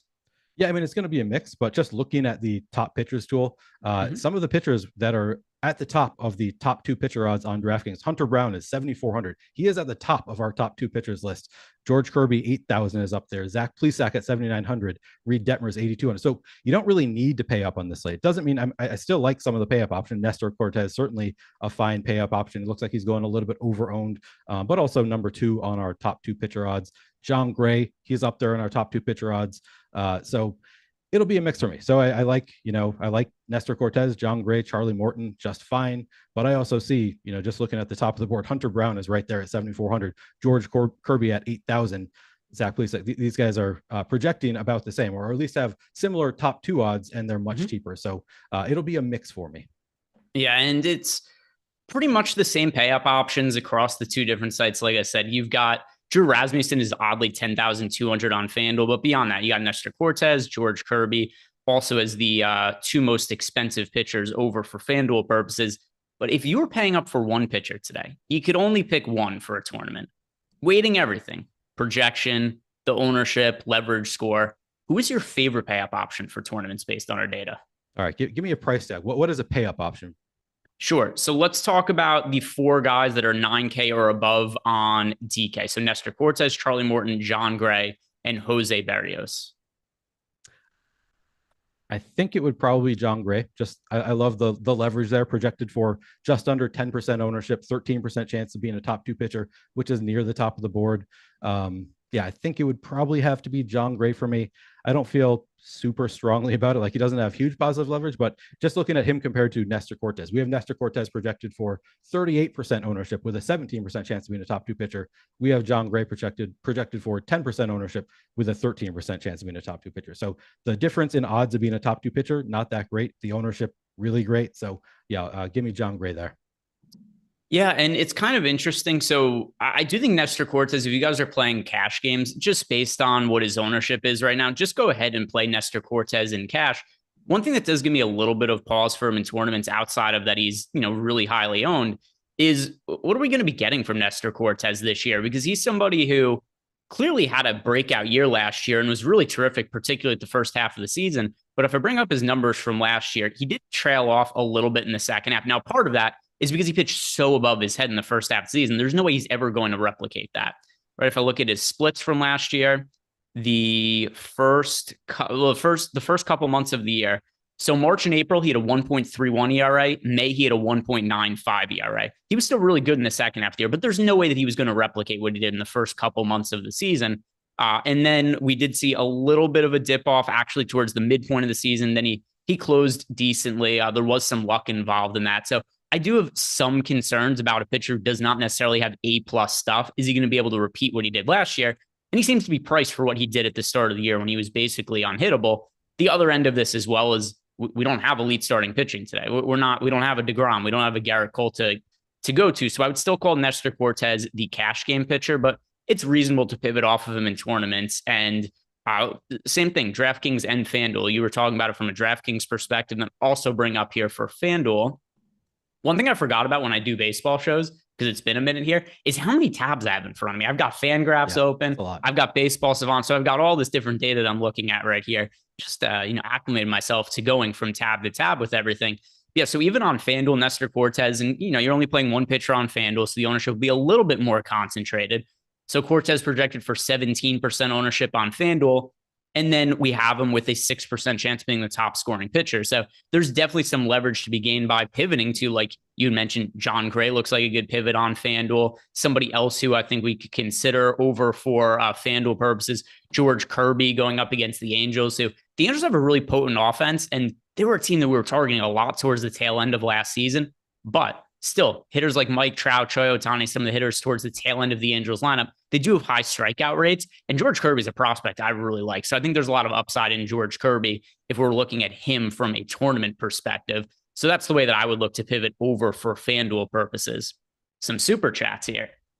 Coming in first from our guy, Jorge Giacomi. And Jorge asking what was his usual question from last year. This year, though, still the usual question I'm sure he has, but a little bit different because I haven't been on Live Before Lock to answer Jorge's question. But he wants to know, who is our favorite low-owned stack and our favorite low-owned pitcher? I know you missed this question, Greg, and thanks via Jorge. So Jorge used to ask this question every single show last year, and there was one point, Jorge, if I remember correctly, went on a real hot streak answering these, and you were just crushing the game. But let's go through this, starting with the pitchers, because that's where we're on right now. Who is your favorite low-owned pitcher of the entire slate, Neil? Any price point? Yeah, I mean, so Jose Barrios looks really good at 2.7% with an 8.7% chance of being a top 2 pitcher on DraftKings. I might go Drew Rasmussen just because the way Terry was talking about him really got me, had me swooning a little bit. I was thinking I really got to play this Drew Rasmussen guy against the Nationals. So I think just given the matchup, it feels relatively safe. He's a pretty strong pitcher, projected for under 8% ownership. Maybe I'll just go with Drew Rasmussen at 7.6%. Is that low owned enough? Yeah, I would say, well, to be fair, almost anybody you're going to answer, at least for DraftKings purposes, because Jorge's asking us for DK. Anybody who isn't Hunter Brown, George Kirby, or Nestor Cortes fits as low owned, at least for DraftKings. We've got Cortes projected for 38% ownership, George Kirby at 29%, Hunter Brown at 41%. Nobody else is over 15%. FanDuel, then, FanDuel, there's hardly any chalk-it pitcher. I know this is a DraftKings related question, but FanDuel, you got Hunter Brown 23%, Nestor Cortes 17%. Zach Plesac is 19%, and everybody else is super low on. So it's funny because you get George Kirby for 7% ownership on FanDuel, but then he's fairly chalky on DraftKings just because of the difference in the price point. Let's see. For me, though, how would I answer this? My favorite low-owned pitcher. The other thing I'll add, too, about pitchers, I'm way more apt to play super chalky pitchers in MLB DFS than I am to play super chalky or over-owned offenses. There's a lot more security in the pitchers. If you're playing a low-owned stack, it doesn't really matter quite as much what the pitcher ownership might be. For me, though, which way do I want to go? There's a couple ways you could answer. I'm going to not say Charlie Morton. I'm kind of tempted to say Jose Barrios as well, just based on talent. He was absolute dog shit last year. Terrible last year, Jose Barrios, but we've seen him be so good in the past, an all-star caliber pitcher, that I don't mind at the start of the year because players could change so much, particularly pitchers on a year-to-year basis, that I think sometimes you kind of want to look past the 1-year data and look at the larger sample of players. Because you never know. Was he dealing with an underlying injury last year? Was it something else going on? I think there's potential for a bounce back year for Jose Barrios. And like you mentioned before, only 2.7% on. So I'm going to give him as my answer. KC doesn't present the hardest matchup in the world. Barrios, the most likely scenario based on what happened last year is I think he's probably just not ever going to be the pitcher he once was. But I do think that there's a chance that he reclaims that. And the ownership, I don't think, really speaks to his chance of getting back to being an elite starting pitcher, 2.7% ownership. So I'm going to go with Barrios. The other part of his question, who's your favorite low-owned stack of the night? Favorite low-owned stack of the night? First of all, I love that answer, especially like early in seasons. I think that's across sports. I often love just like, this guy was bad last year, but he has a track record throughout his career of being good. I'm going to bet on him, especially earlier in the year, because that happens way more than athletes will tell you. Like they're dealing with injuries and they just, or they just, sometimes athletes just come back, you know, they have a bad year and they come back, they work out really hard in the offseason, which I know everybody, they're always working out hard, but maybe a little bit extra after a down year. So I love betting on bounce backs here and there. As far as low-owned stacks, all right, let me see. I'm going to try and find something like 5% or under. Okay. Which also is, by the way, almost all of the stacks today. That is almost all of them. Yeah, and there's not a single stack that we have even with a 9% chance of being the top scoring stack on the team. While you pull that up, I'm just going to go back to some of the numbers on Jose Barrios and just how bad he was last year, but also how it was an outlier. 5.23 ERA last year, 5.11 expected ERA. The strikeout rate went all the way down to 19.8%. Previous years, though, for Barrios, 26.1% K rate, 25.1%, 23.2%. 25.3%. And then also the expected ERAs were pretty consistently like that low 4 to high 3 range. So once again, he's never been a Cy Young caliber pitcher, but he's always been a solid fantasy option because of the strikeout rate. And he's been an above average starting pitcher. And last year was really more of an outlier on his data. And I do think there's a chance that he bounces back, even though he was, like I said, totally dog shit last year. Have you settled on your favorite stack to give for Jorge's I want to say, you never play your pitcher against the opposing stack, but also Kansas City is also an interesting stack against Jose Barrios because sure, he may have had an off year. Maybe he comes back to his regular form. Love him today. And in places where I'm not playing Jose Barrios, I actually, that's another place that Terry kind of talked me into. They have enough power bats that they are, I think Terry said that they're the number one power team in his index is Kansas City today. So in your non-Jose Barrios stacks, I do like the Kansas City stack, but because we're giving Jose Barrios as a low-owned answer, if you want to play a stack with him, hard not to love San Diego at 2.2% ownership. Just such a strong lineup going up against Ryan Nelson, 4.9% chance to be in the top stack. They do only have a 1.6% chance to be in the top value stack on the board, but generally I care more about their odds of being the top stack rather than their top value stack. And then you just have to fill in with some another cheap secondary stack or cheap one-offs to go with them. But I do really like San Diego here. So, you know, what's funny is this is my same answer as well. It's the team I'm most overweight to right now, the San Diego Padres. So much talent here. And the other thing too, because of the pitching options on the board, like when I'm making decisions about what offenses I like, you know, a lot of it comes down to our ownership and where the leverage is, but also which pitchers do I want to roster and how does that fit into the stacks, right? Because if there's a slate where it's like, oh, look, Jacob deGrom's pitching against Detroit, just using that as an example. And if I really want to get to certain specific pitchers, that'll inform which offenses and which stacks I'm playing. For today, what's the opportunity cost for paying up at offense, right? You can't play a 40% on Nestor Cortez at $9,700. I just don't think there's that much opportunity cost to it. So I like paying up for the Padres as well. And no issue with going down and going, you know, with like a fairly popular Hunter Brown for cheap as a salary saving option. Although we did just get some news on Hunter Brown that I want to see if this changes anything that you say about him. Hunter Brown, we just got news that he is going to be on an 85 to 90 pitch limit and go for about 5 innings. I think that's what we were expecting coming into today. So I mean, it'd be nice if you could go 6 innings, but I think 5 innings is kind of around what we were expecting for Hunter Brown. So it doesn't really affect anything for me. I still really like Hunter Brown if he can go 5 innings. Yeah, I feel the exact same way, particularly because of his price point on DraftKings. Here's where I feel different about him, though. FanDuel. Because FanDuel, where you need 6 innings out of somebody for the quality start, and that's fairly important to the FanDuel scoring, I think it's a big downgrade for Hunter Brown on FanDuel. Really easy matchup against the Tigers. I still think that he's fairly safe. But in terms of his upside on FanDuel, where it seems like we know we're not getting 6 innings out of him, I would avoid him on FanDuel now, considering this news. Now, hopefully, well, now it's kind of weird because I was going to say, like, hopefully he doesn't go out and just totally destroy the slate, but I'm going to be playing a lot of him on DraftKings. So I just much better play on DraftKings than FanDuel relative to the price point. Now let's look at some of the other questions that we've gotten via the super chats right now. So we answered the one that we got from Jorge before, but here from Chris Albers, JD Martinez or Yoshida. So by the way, I bet on Yoshida a couple of things. I bet him to win Rookie of the Year when the lines first open. So I have him at like 11-1 or something like that. So I'm big on Yoshida this year. The other thing also is that I bet him today at 11-1 hit his first homer of the season. So a little bit of betting information mixed in there as well. But Neil, who will you go between the two? JD Martinez, Yoshida, who's projecting better for us? Yeah, so I go straight to the top batters tool these days to answer that kind of question. We have Yoshida in for 9.3% ownership with a 4.9% chance of being one of the top 3 outfielders on the slate. We have JD Martinez projected for 2% ownership with a 5% chance of being one of the top outfielders. So give me JD Martinez here. Okay, there we go. And maybe they both homer. And Yoshida could cash his 11-1 bet, and Martinez still has a good game there as well. Over at 14, 20 max. Have you ever taken 3 lowest owned stacks? Probably. Yeah, probably.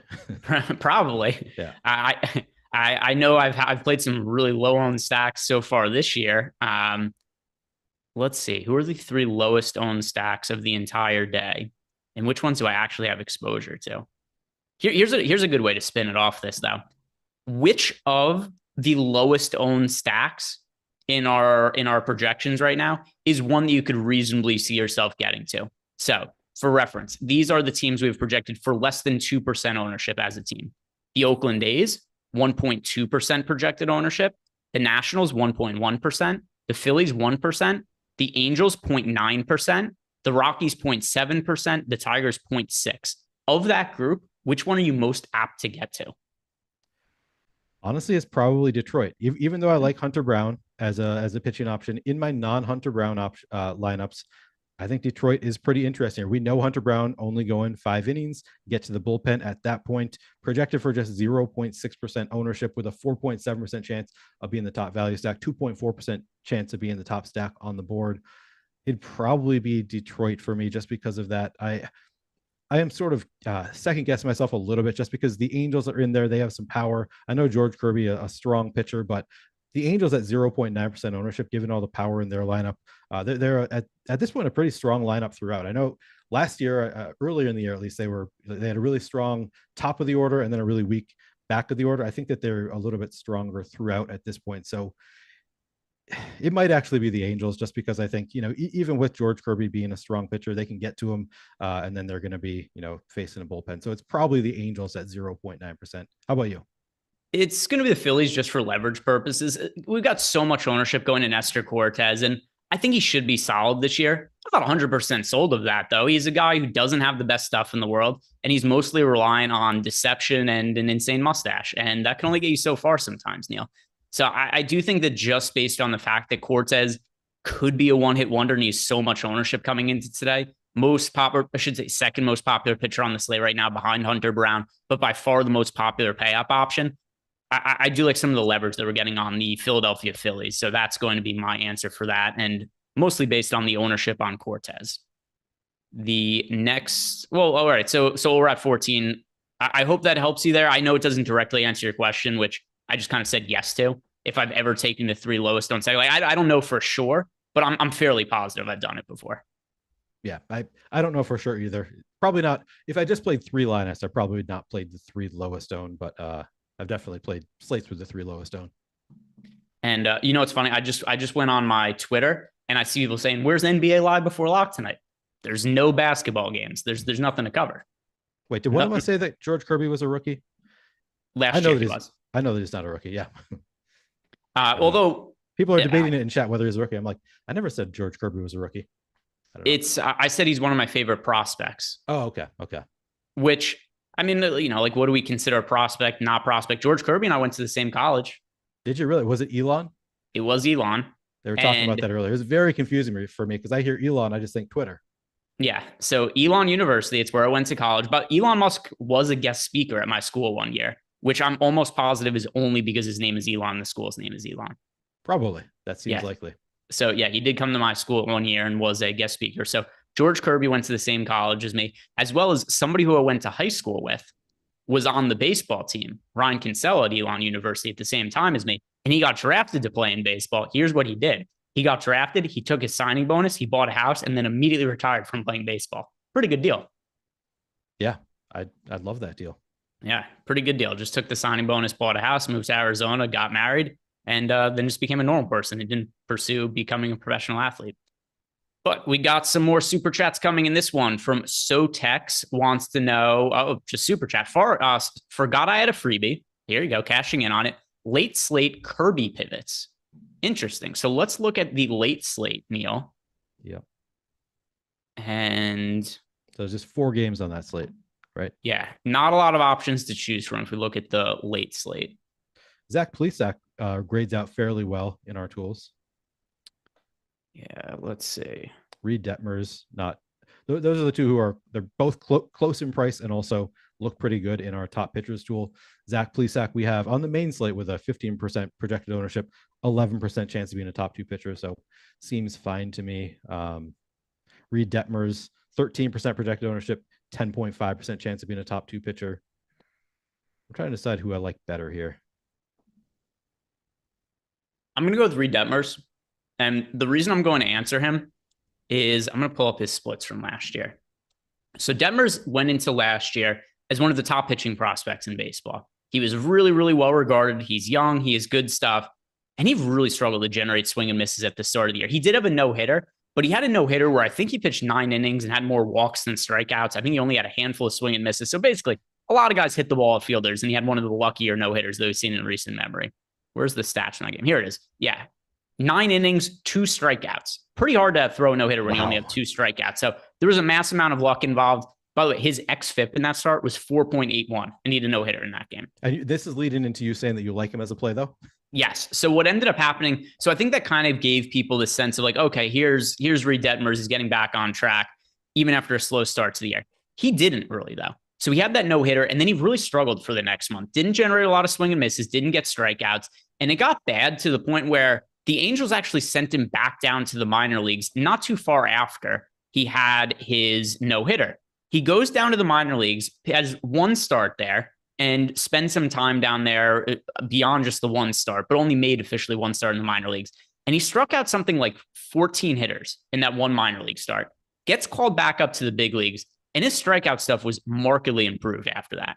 So if we look at his splits, first half of the year versus second half of the year, his K rate was 20% in the first half of the year, 23% in the second half.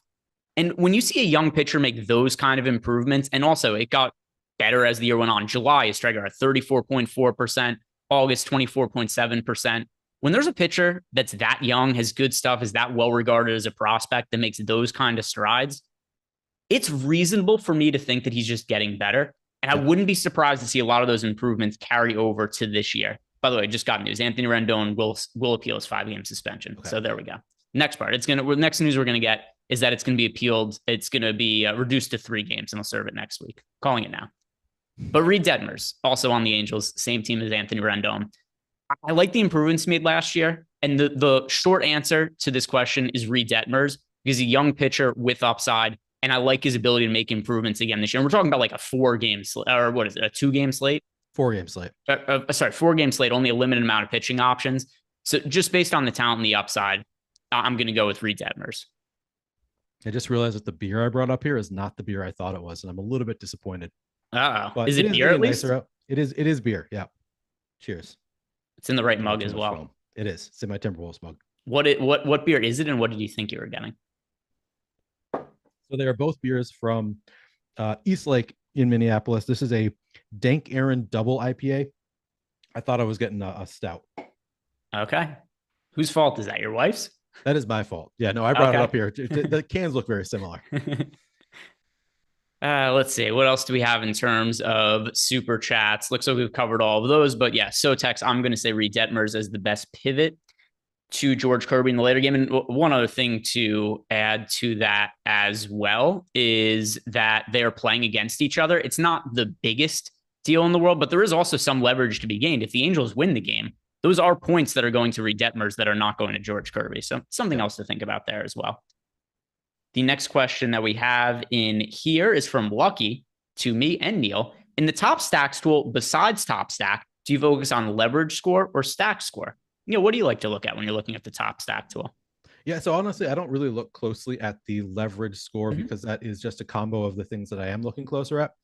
So typically the top stacks tool, the things I care about most are their top stack odds. So top stack odds relative to ownership. So ownership is always something that I'm keeping in mind, but it's top stack odds relative to ownership, and then secondarily top value stack odds. So essentially their top point per dollar stack odds relative to ownership. So I don't look closely at the leverage score and stack score. I think those are kind of things that let you look and easily see which stacks grade out the best in our tools. But I like to look a little bit closer at just the ownership relative to top stack odds and then top value stack odds.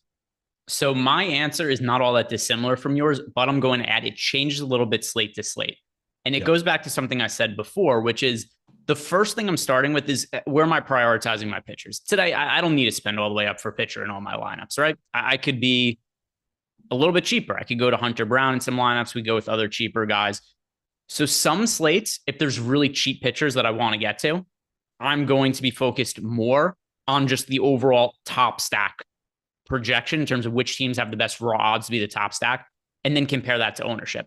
On a slate where, let's say, we've got like Garrett Cole, Jacob deGrom, Corbin Burns, whoever may be as pay up guys, then there's so much security at the top end of pitching. I'm going to be valuing some of the cheaper stacks a little bit more relative to ownership. So it's going to be a little bit dependent slate to slate. But in general, my answer is not all that similar from yours. It's just those are the things I'm looking at, and then which I'm going to focus more on, whether it's the top value score or whether it's the top overall stack score. It's going to be relative to which pitchers I like.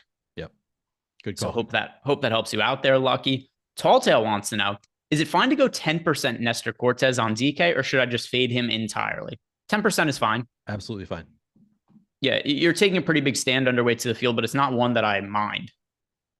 Yeah, I don't mind it. I mean, so oftentimes I'll set a limit at like 30%, cap my pitches at 30%, where I would be under the field, but not all that much under the field. It is always, so this is something I would like to note with the top pitchers tool in particular. So we have odds for Nestor Cortez, 17% chance of being a top 2 pitcher at 38% ownership. But you don't necessarily need a top 2 pitcher. Like, you don't need the optimal lineup in MLB. So if you think that Nestor Cortez is safer, like he's, maybe he's likelier to be to put up 24 fantasy points. And there's, in our sims, maybe a lot of times some random pitcher who's 3% owned is going to spike up to 28 fantasy points. And there's going to be a couple of those. Then he's not going to be a top 2 pitcher, but you're still going to like having Nestor Cortez just fine in your lineup. I mean, I guess depending on how everybody else does, you might not, maybe 24 is not enough, but typically he's going to be a little bit safer. So it's fine to have more of Nestor Cortez than his top 2 pitcher odds, even though he has negative leverage. So it's a little bit different than stacks for me. Like stacks, I'm usually trying to play a little bit more exploitative, whereas with pitchers, I'm willing to eat the chalk a little bit more. So even if you wanted to go above that 17% number, that's totally fine. Yeah, and by the way, because I'm uploading my lineups right now, my ownership to Cortez in large field tournaments didn't end up being massively different from the field, but I'm not playing Cortez in single entry, where I assume he's going to be even more popular. So that's really where I'm getting my big differentiation from the field, is not playing Nestor Cortez in single entry, where I assume he will be, close to like 50% owned or something like that, just based on how the ownership ends up being a little bit more concentrated in those kind of tournaments. Now, let's see, in terms of other questions, we are all good. Let's talk about the cheap pitchers. Hunter Brown is somebody who we just got some news on. He's going to be limited to some extent. I don't think that matters to him all much for DraftKings purposes, just considering how cheap he is, the matchup against the Tigers, and the fact that Hunter Brown is one of the best pitching prospects also that we have in baseball. and is somebody who great matchup against the Tigers, also showed great strikeout stuff last year. Something else that just as an aside, kind of funny. His favorite pitcher all time is Justin Verlander. He's talked about this before. If you look at Hunter Brown's mechanics next to Justin Verlander, they look nearly identical from that standpoint. Wow. Neither here nor there. Just kind of thought it was interesting information. But also Hunter Brown last year, his minor league numbers, 2.55 ERA, 3.27 expected ERA. His strikeout rate, 31.5% in the minor leagues. We only saw a limited sample size of him at the majors, so he's officially a rookie this year, but did have a 27.5% K rate during his time at the big leagues last year. Hunter Brown is my most rostered pitcher right now. I love getting to him, even with some of the concerns about the pitch count, which are very slight to me, 85 to 90. For DraftKings purposes, I think he's the best overall value on the slate. What are you doing with Hunter Brown, and do you have a pivot you like off of him on the cheap end of pitching? Good question. So currently I have 30% Hunter Brown. I just ran lineups, and I'm not being all that granular while I'm on a show setting my lineup. So I just set a hard cap at 30%. I got to 30% Hunter Brown. That seems totally fine to me. As far as pivots on the low end, let me look, see if there's anybody who jumps out at me. They don't have to jump out. They could just kind of sit on the spreadsheet. Yeah. So they jump out and attack. Honestly, if somebody jumped out at me, I'm not for you, I bet. Yeah, no, it would be very entertaining. We almost had it that one time with Eric when one of his friends walked in through the back door while he was on a show and just put food in his mouth. Really? I missed that. Yeah. You set that up?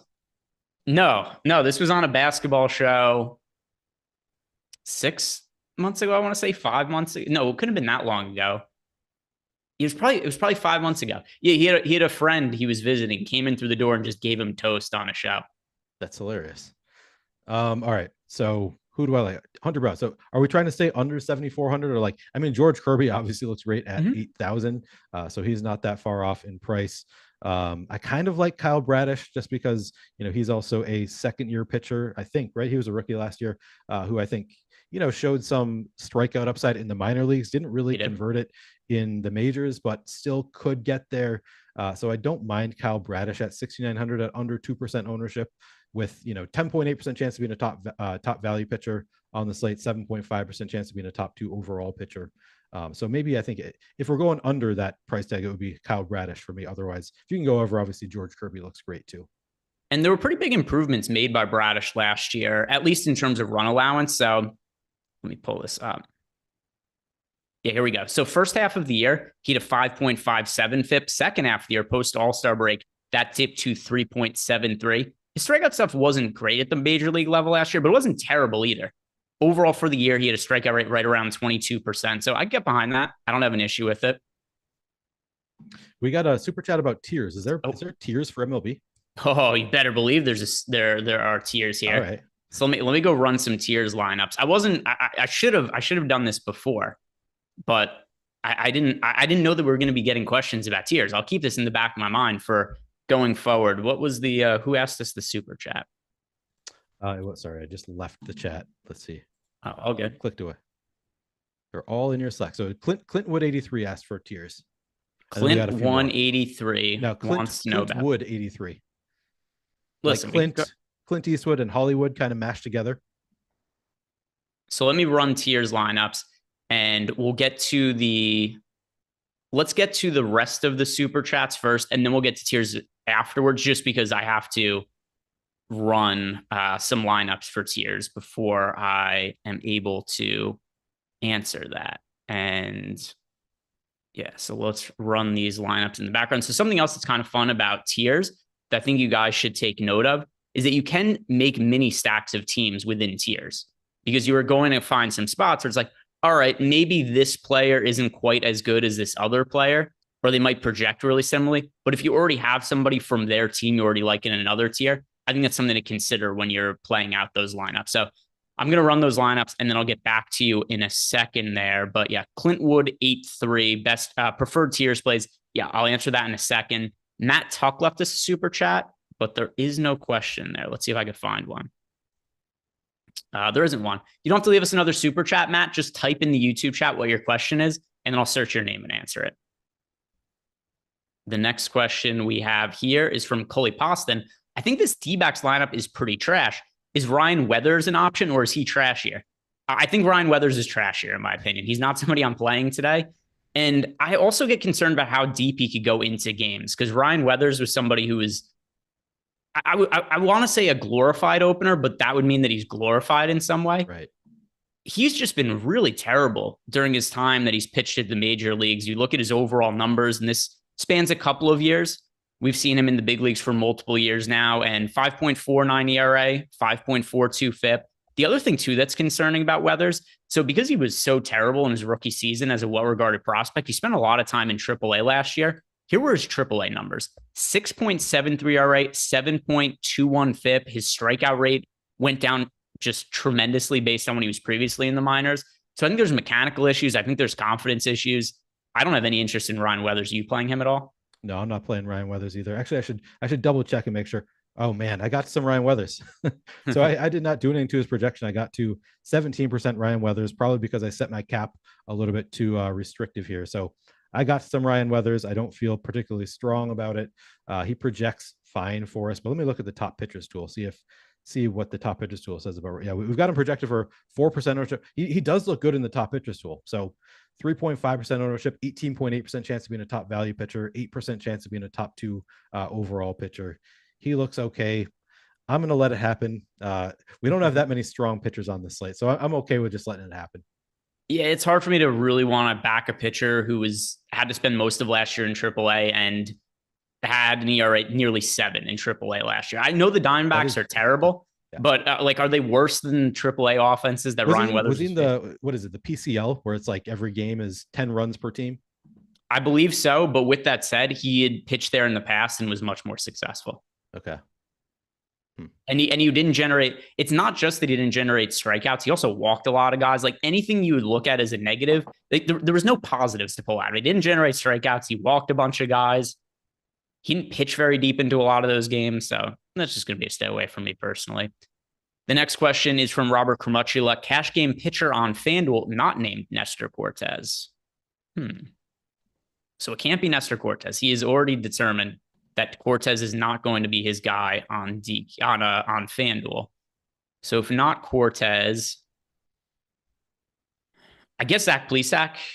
Plesac is only $7,400 on FanDuel. Decent matchup against the Oakland, which I think provides some safety. He's over-owned on FanDuel for tournament purposes in our projections, but cash games don't care as much about that. If you don't want to pay all up for Nestor Cortez, I would say go down to Zach Plesac, or if you have the money, you could play Hunter Brown instead. Although I think Hunter Brown also over-owned now that we know that he's going to be on a restriction. Matters less for cash games, but still, I don't feel great about Hunter Brown on FanDuel.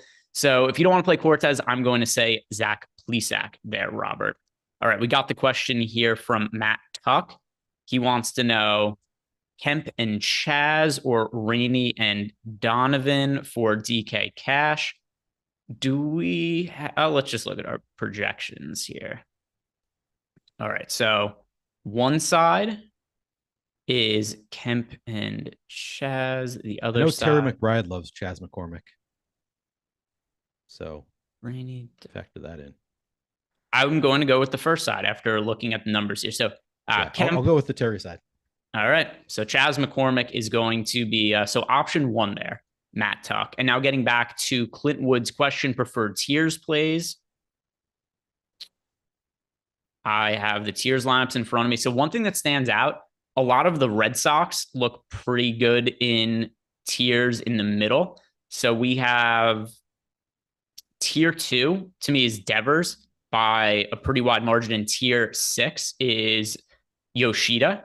So I think that's a nice little mini stack. You could get Yoshida in tier 2, and then or Devers in tier 2, Yoshida in tier 6. And then for tier 1, you could go with Aaron Judge. And then even though he doesn't project all that well relative to the other guys, I like Giancarlo Stanton, home run upside in tier 3. Also, you're getting a correlation with him with Aaron Judge. And then for tier 4, I wish there was a Yankee or Red Sox we could go to. Tier 4, I'm just going to say Matt Olson because he's the player that overall projects the best. And then tier 5, Gleyber Torres. And then you got a 3-man Yankee stack in there. Aaron Judge in tier 1, Giancarlo Stanton in tier 2, Gleyber Torres in tier 5. You got the mini Red Sox stack and the one-off in one other tier. So still find some correlation in your tiers lineup there. Hope that helps you build out your lineup. So one other thing that I promised you guys that I want to make sure I get to is MLB Bet Pro. So I'm just going to read off a couple of our top projected bets of the day. So stuff that you guys could tail if you choose to. And then also MLB Bet Pro. It's tied in with NBA Bet Pro. If you guys want to check out our projections for these two sports for betting purpose, get a 7-day free trial clicking on the link below. Something to consider taking advantage of. It's free. It's a pretty good price. What is projecting as our best bets right now? All right. So we've got Dansby Swanson. By the way, Dansby Swanson under 1.5 hits is plus 170 on DraftKings. That seems, is this a data error? There's no way under 1.5 hits could be a plus 170 bet. Let me pull this up. It's hits, not bases. That's what it says. That's why I'm wondering, is this a data error? Or is DraftKings actually posting this up? If not, we should be hurrying to bet this. Because I know that DraftKings was having some API issues where some of their numbers weren't uploading correctly. So let's see. If I go to hits and then for the Cubs Nationals game, let's see. Yeah, I don't see it listed here. So let me find some strikeout props. So here's one that projects well for us that I also bet earlier today. Cutter Crawford under 5.5 strikeouts. Good matchup against the Pittsburgh Pirates. Crawford has shown good strikeout upside in the past, but I also question how stretched out he's going to be to open up the season. 5.5 strikeouts, pretty big number. We've got him projected for 4. So that's one of our top bets of the day. And then another one that I bet myself and talked about earlier, Yoshida, I bet him 11-1 to hit a home run today. So a couple of bets there for you guys in Bet Pro, and that is totally free for 7 days if you guys want to trial. Also, one of the best deals we have going right now is our deal with Bet365. We're also the sponsor of today's show. And if you guys sign up at Bet365, sign up using our link. When you place a $1 bet over at Bet365, $200 in bonus bets, you're going to get that instantly. You're not going to find a better offer out there. I know they had a slightly better offer recently, but the $1 into $365, that's not available anymore. So more reason, take advantage of some of these Bet365 offers while they are available. You deposit $10, place a $1 bet. They're going to give you $200 in bonus bets there. Easy way to help build your bankroll. If you or somebody you know has a gambling problem, call or text the number 1-800-GAMBLER. Let's talk about some of our favorite stacks of the slate, Neil. Is there any team you are getting more exposure to as a stack than any other team on the night? All right, let me look.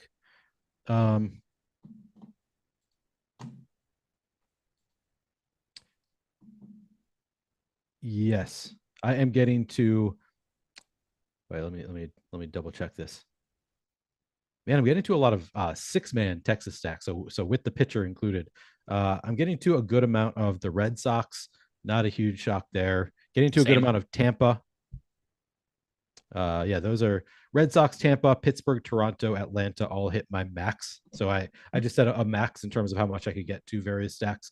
Again, I have not really curated my lineups today the way I would if I were not on a show right now. So I just kind of put in a flat number across the board, and I'm trying to use my mesh approach where I'm getting to different secondary stacks with my primary stacks. But my primary stacks I'm getting to the most of: Boston, Tampa, Pittsburgh, Toronto, Atlanta. Yeah, so not too dissimilar for me. The teams I get the overall most exposure to are the Boston Red Sox and the Tampa Bay Rays. And the Red Sox are currently my single entry stack as well. The Tampa Bay Rays as well, a team. Trevor Williams is a pitcher who gives up a lot of contact. He also gave a lot of hard contact last year. And the Rays offense has looked really good to start the season. There's a lot of talent there. If Wander Franco is going to turn into the player that he was hyped to be before last season, which early indications of this year are that he is going to be that guy. Looks like he's that guy, pal. I think this could be one of the better teams, not only in the American League, but maybe all in baseball. I think this is a potential sleeper team to end up winning the World Series, and still a team that's not picking up quite the amount of attention that I think they should be to open up the year, led by Wander Franco there. So the Rays, the team I like a lot as a stack, as I do feel about the Red Sox. And then my favorite contrarian pay-up stack that you had talked about before, the San Diego Padres. There's so much talent in the offense. They're really expensive, but there isn't that much opportunity cost to pitcher. I don't have to play an overpriced Nestor Cortez. There's safety, some amount of safety in them just because the high-end pitching options are all a little bit dicey today. But with that in mind, I like that we could pay up for the San Diego Padres, not miss out on a true stud at an ace starting pitcher. So that's a contrarian stack that I'm getting to at the high end for yourself. So it's funny that you say that. I just want to say that I had literally just been adjusting my my projections on San Diego. So I don't have time to go adjust all my stacks right now. I was just giving boost to all of the San Diego batters so that because I want to force in some San Diego stacks. So they're probably going to get there as well. Yeah. So the Padres, a team I'm overweight to, and let me refresh. Their ownership was not. Don't be afraid of the righties. I just want to say Manny Machado, Xander Bogaerts, even though they are righty on righty to start the game, there's a good chance that they're not going to be. I mean, the lineup is so strong. There's a good chance they knock out the starting pitcher. You don't have to worry as much about the splits righty versus lefty. I think that's one of the more overrated things that people will look. If you're picking a stack, who cares if it's right on right or left on left or whatever? Ideally, your stack is going to do well enough against the opposing starting pitcher that the pitcher isn't going to be in there long anyway. If the opposing starting pitcher goes 7 innings, pretty good chance your stack sucked anyway. Right. When you only care about the upside, I think that's one of the better ways to differentiate some of your stacks is playing a right-handed hitter against a right-handed pitcher or a left-handed hitter against a left-handed pitcher. Because like you had mentioned there, if your stack is going to do well, there's going to be different pitchers coming in the game anyway. Ideally, the starting pitcher's only going like 3 or 4 innings if your stack is actually going off. Yep. I had just seen Sotex in chat recommending going lefty versus righty and such. And Sotex, one of the stronger players that we have in the audience. But I do think that in general, I'm with you. Like in general, you're looking for upside. You get a little bit safer if you choose lefties versus righties, et cetera, et cetera. But generally, you're searching for upside, hoping that they knock out the pitcher early. Yeah. So I wouldn't focus on it for if you guys are playing, cash games or looking at a one-off, maybe there it becomes a little bit more relevant. But if you're just building a 5-man stack, it's like, oh, I need all the righties against the lefty. I wouldn't really go that. I wouldn't look that much into it and think that you have to play guys with a platoon advantage. Now let's look at some of the other contrarian stacks. Is there any other team that doesn't have that much ownership you are getting to? All right. I'm going to have to flip back and forth between, hang on one sec. Mm-hmm. I mean, San Diego clearly number 1 there. Let me see which stacks.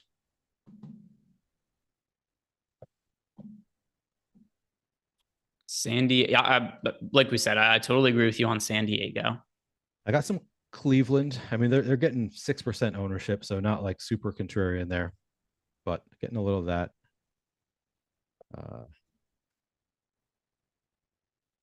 Yeah, I'd mentioned the Phillies Yankees. as a. The Yankees mentioned are the contrarian stack. Yeah, I'd mentioned the Phillies as a leverage stack before, but I wouldn't necessarily say that is my number 1 overall favorite spot of the entire slate. If I had to pick one that's really, really low owned that I have some interest in here as well would be the Colorado Rockies against Michael Grove. Just whenever you could get a chance to get a really low owned, and by the way, the Rockies offense is terrible, but whenever you have the opportunity to roster a low-owned offense against a pitcher that we also just don't have that much information on. Michael Grove has made a total of 6 big league starts. He's pitched 29 innings at the big leagues. And we have this limited data on a hitter, on a pitcher. I mean, I like to look at some of the projections, look at, Steamer, look at Zips, look at the bat, stuff like that, and say like, all right, what do they measure the true talent level of these players as? Well, Steamer has him projected for a 4.66 ERA this year. The bat has him projected for a 5.15 ERA. So with that in mind, I think there's potential for Michael Grove just not have that good of a season. And you could look back on this and say like, all right, so if we have the chance to roster an offense against a pitcher that the offense is less than 1% owned and the pitcher also might not be particularly good, it's something of interest to me. So I know the Rockies offense sucks in general. They are very bad against right-handed pitching. They're also bad away from Coors Field. I'm still willing to take shots on them just because Michael Grove in his own right is an unknown. Is that a team you've gotten exposure to at all? I don't believe. Let me take a look. No, I don't have any of the Rockies. I like that. I like that call. That is really interesting. I'm probably not. So I was just bumping up the Yankees as another team that is kind of another interesting team that's getting very little ownership, and we know the upside of this Yankees offense. So when they're going to go super underowned, I have interest there. But no, I like that call. But we'll see if I have time to get to any before lock. All right. And by the way, the matchup could not be easier for Michael Grove, and it's more just an ownership play because of how low owned the Colorado Rockies are. And by the way, if you guys want interest, or if you guys have interest in any of the data, the tools that Neil and I have talked about, which baseball's such a data-driven sport relative to, like, I'm usually doing NBA live before lock. Typically 2 minutes before an NBA live before lock, we're trying to figure out who's getting ruled out. We're trying to figure out what the injury news is. Baseball, you're just kind of playing it straight up in terms of what the data shows us. And if you want access to that data, we currently have a deal. For 9 days, you get access to all of our MLB data for just $9. And you could sign up using that link below to get access to all of that. This is going to include our projections, our ownership, top stacks tool, top pitchers tool.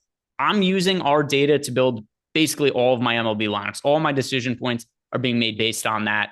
And it's been really profitable for me the last few years. I had a couple of big GPP wins last year. If you guys want access to all this data, $9 for 9 days. It'll include all of our baseball stuff that we have over at Stokastic.com.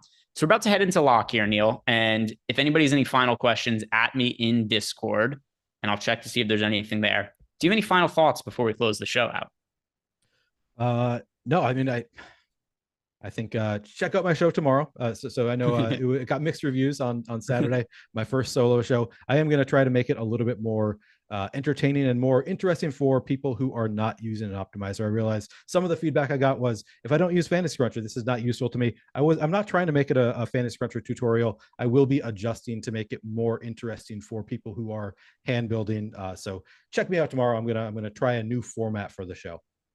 It's a work in progress. Neil's working on a new thing. And then it's also a way that we could keep our baseball content going, even when NBA is the focus at the moment. So we're still going to be doing shows like this on lighter NBA days. But guys, go support Neil and the content that he's doing on the YouTube channel. Before you leave this show, like the video, subscribe to the YouTube channel. Good luck today, guys. See you back here tomorrow when NBA is back with just a ridiculous 13-game slate.